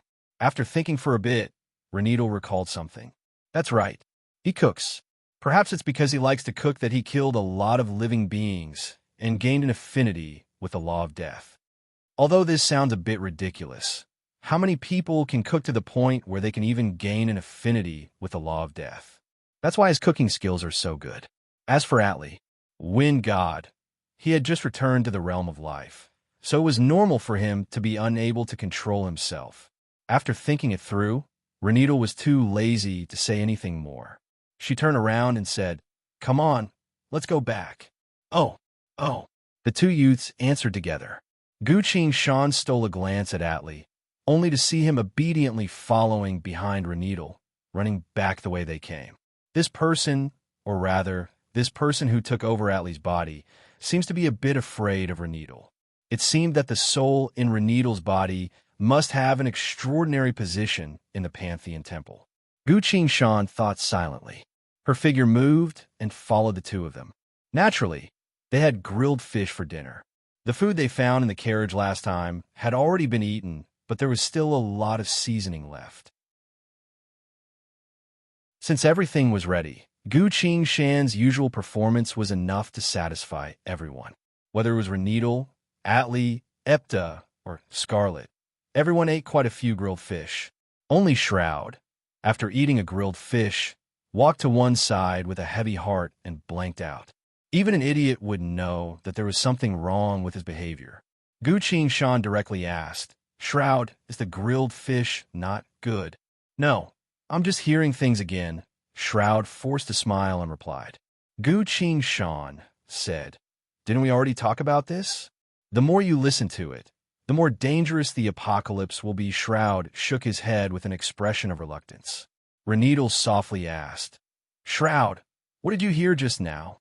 Tell us for everyone to consider. If there's really no meaning to it, then don't listen to it anymore." Shroud sighed and replied, "The previous few times, I only heard the desperate cries of living beings, but this time was completely different. I heard countless voices saying the same thing." "What is it?" Reneedle asked. "The gate can't be opened," Shroud replied. "Did those voices really say that?" Guqin Shan couldn't help but ask. "They did," Shroud confirmed. Everyone fell silent, each with their own thoughts. Shroud thought briefly, then continued, "These voices are slowly fading away. I'm guessing that a lot of those voices have already died." Epta had always been afraid of the unknown, so she shrunk back a bit and covered her mouth with her hand. Scarlet consoled her. "Don't be afraid. We're safe right now." Epta answered. Guqin Shan's expression was confused, and her mind was also a bit confused. If the gate really can't be opened, then how did the awaitings get in? From what I've seen in the future, numerous apocalypses came from outside the reality gate, causing the Lord of Infinite Origin to fall on the spot and his body to be split in half. In the end, the gate was still opened. However, it wasn't time yet. Now that the law behemoths had sensed the approaching apocalypse, they were frantically searching for a way out, which led to the law calamity and the Lord of Radiance's death. What will happen next? Guqin Shan wasn't sure, so she snuck a glance at Reneedle. Reneedle didn't have much of an expression on her face. Shroud's expression suddenly changed, then drew the book of prophesied destinies from the void of space and seriously read it. "Attention, everyone. An overlord has appeared several hundred miles away from where we are," he quickly told them. The atmosphere abruptly became tense. Shroud consoled everyone. "It's okay, my hidden light prevents all tracking techniques. As long as we don't leave this place, it shouldn't be able to find us." Reneedle stood up and said, "I'll go take a look." Shroud's expression changed. "That's too dangerous." Guqin Shan also stopped him. "No, you definitely aren't a match for a law behemoth." Reneedle smiled and replied, "Don't worry, I definitely can't win against a law behemoth, but my spatial abilities can avoid its detection. I'm only going to take a look. I'll go with you." Shroud stood up and said, "No need. As long as I hide in a different space, no entity will be able to find me." "You'll only cause trouble for me if you go," Reneedle sternly told him. Shroud didn't know what to say, so he could only awkwardly sit down. Reneedle and Atli exchanged glances, then abruptly disappeared in front of everyone's eyes. "She's gone." Guqin Shan turned to Atli, only to see Atli's eyes turning a bit, then inadvertently glanced at Epta. Gu Qingshan was startled. Atli has been replaced. Would the next one be Epta? After all, Shroud definitely has to stay in the group. Road and Scarlet both bear the law of death, so they can't be easily replaced. Only Epta is left as the weakest, and she still hasn't formed a covenant with any law behemoth. If Reneedle devours another law behemoth, wouldn't that mean Epta would also sense some sort of law and be replaced? Atli was replaced without any warning. I didn't even have time to stop it. Now that I know the truth, I have to think of a way to save Epta. Gu Qingshan lowered her head, her gaze becoming sharp. At this point, Epta and Scarlet took the initiative to clean up the table. Atli found a tree and leaned against it to rest, while Shroud carefully read the book of prophesied destinies, trying to see the changes in the situation outside. Gu Qingshan's gaze fell onto Epta. Noticing Road's gaze, Epta praised. Road, your grilled fish is really good. Actually, it's best to drink a bit of alcohol after eating grilled fish. Do you want to try? Gu Qingshan took out a bottle of alcohol and smiled. Epta shook her head like a rattle drum and said, I won't drink anymore, why not? Gu Qingshan asked in surprise. I'm afraid of forming some sort of connection with the law of death. As you know, my life's goal is to save people. I'm afraid of killing, Epta said shyly. Atli also cut in, Road, don't force me to drink. Give it to me. Don't even think about it. I've only given you one bottle, and you're already selling me out. Gu Qingshan glared at him. Atli was a bit surprised, then laughed out loud. Sure enough, he's still a little brat. It's fine. Once we find a town, I'll go drink my fill myself, he smiled and said. Epta smiled at Gu Qingshan, then lowered her head and continued to clean up the table. Gu Qingshan felt a bit regretful. How regretful? The law of death has an exclusionary nature. As long as she forms a covenant with the law of death, Epta would be safe. Unfortunately, this little girl Epta is timid and afraid of trouble, but she's obsessed with healing others. She doesn't accept the law of death. If I miss this chance, I won't be able to persuade her again. If that happened, it would really alert Atli. This is going to be troublesome. Gu Qingshan's thoughts quickly turned. Suddenly, lines of glowing text appeared in front of her eyes. Frowny face. Attention. Attention. Considering the unique nature of the current situation, the system has extracted an important piece of information from War God Intelligence, the colorful rooster. This intelligence has been used to pay soul points. Your soul points has been reduced by 100,000. Please pay attention to the following information. War God Intelligence has detected abnormal fluctuations. An apocalypse is descending. Specific information regarding the apocalypse is unknown.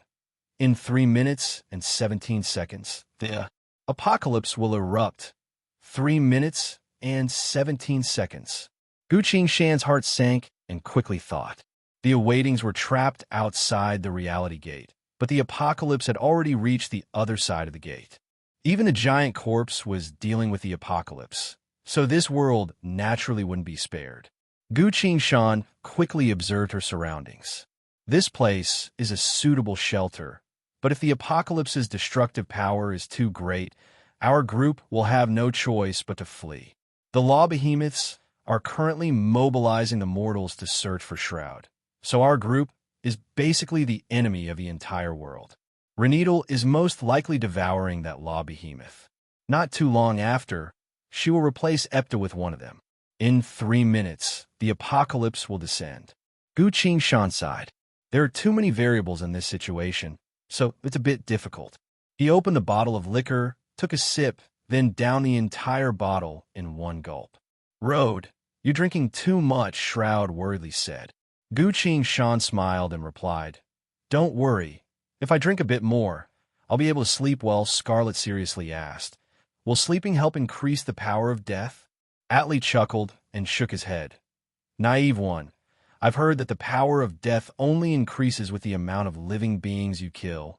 The more you kill, the more powerful you become. Do you understand? Scarlet's complexion paled a bit.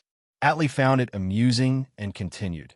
Bearing the power of death is the same as bearing the curse of death. Other than killing, there would be nothing else in your life. That's not necessarily true. We can still use liquor right now. Gu Qingshan smiled and replied. This is only temporary, Atli shook his head. The Overlord of Death must be supported by the power of death in order to continuously grant you power. We can all see this clearly. So your fate has already been decided, either by killing or by being killed in the process of killing. Gu Qingshan's expression changed a bit as she turned to Scarlet. Scarlet's body swayed a bit, then turned around and hid behind a large tree. A few moments later, the sound of her crying could be heard from behind the tree. Atli Shroud scowled. I'm sorry, I drink too much. I'm sorry. Atli smiled and apologized. His eyes didn't contain a single bit of apology. But no one said anything. Gu Qingshan sighed. Although Atli seemed a bit off, the group didn't think too much about it. These young people couldn't understand the concept of soul substitution, nor could they think of it. Never mind them. Even I almost fell for it when I first encountered it. Troublesome. Too troublesome. A thought slowly appeared in Gu Qingshan's mind. If there's no other way, then I'll give up on all other ideas and only consider a single solution. Kill all the myriad deities. Everyone will rely on their own strength to determine the victor and the loser, deciding life and death. The Pantheon. If I kill all the deities, it will cease to exist. You're tuning in to the Warrior Lore YouTube channel. Don't forget to subscribe and join us on this journey to catch the most captivating stories.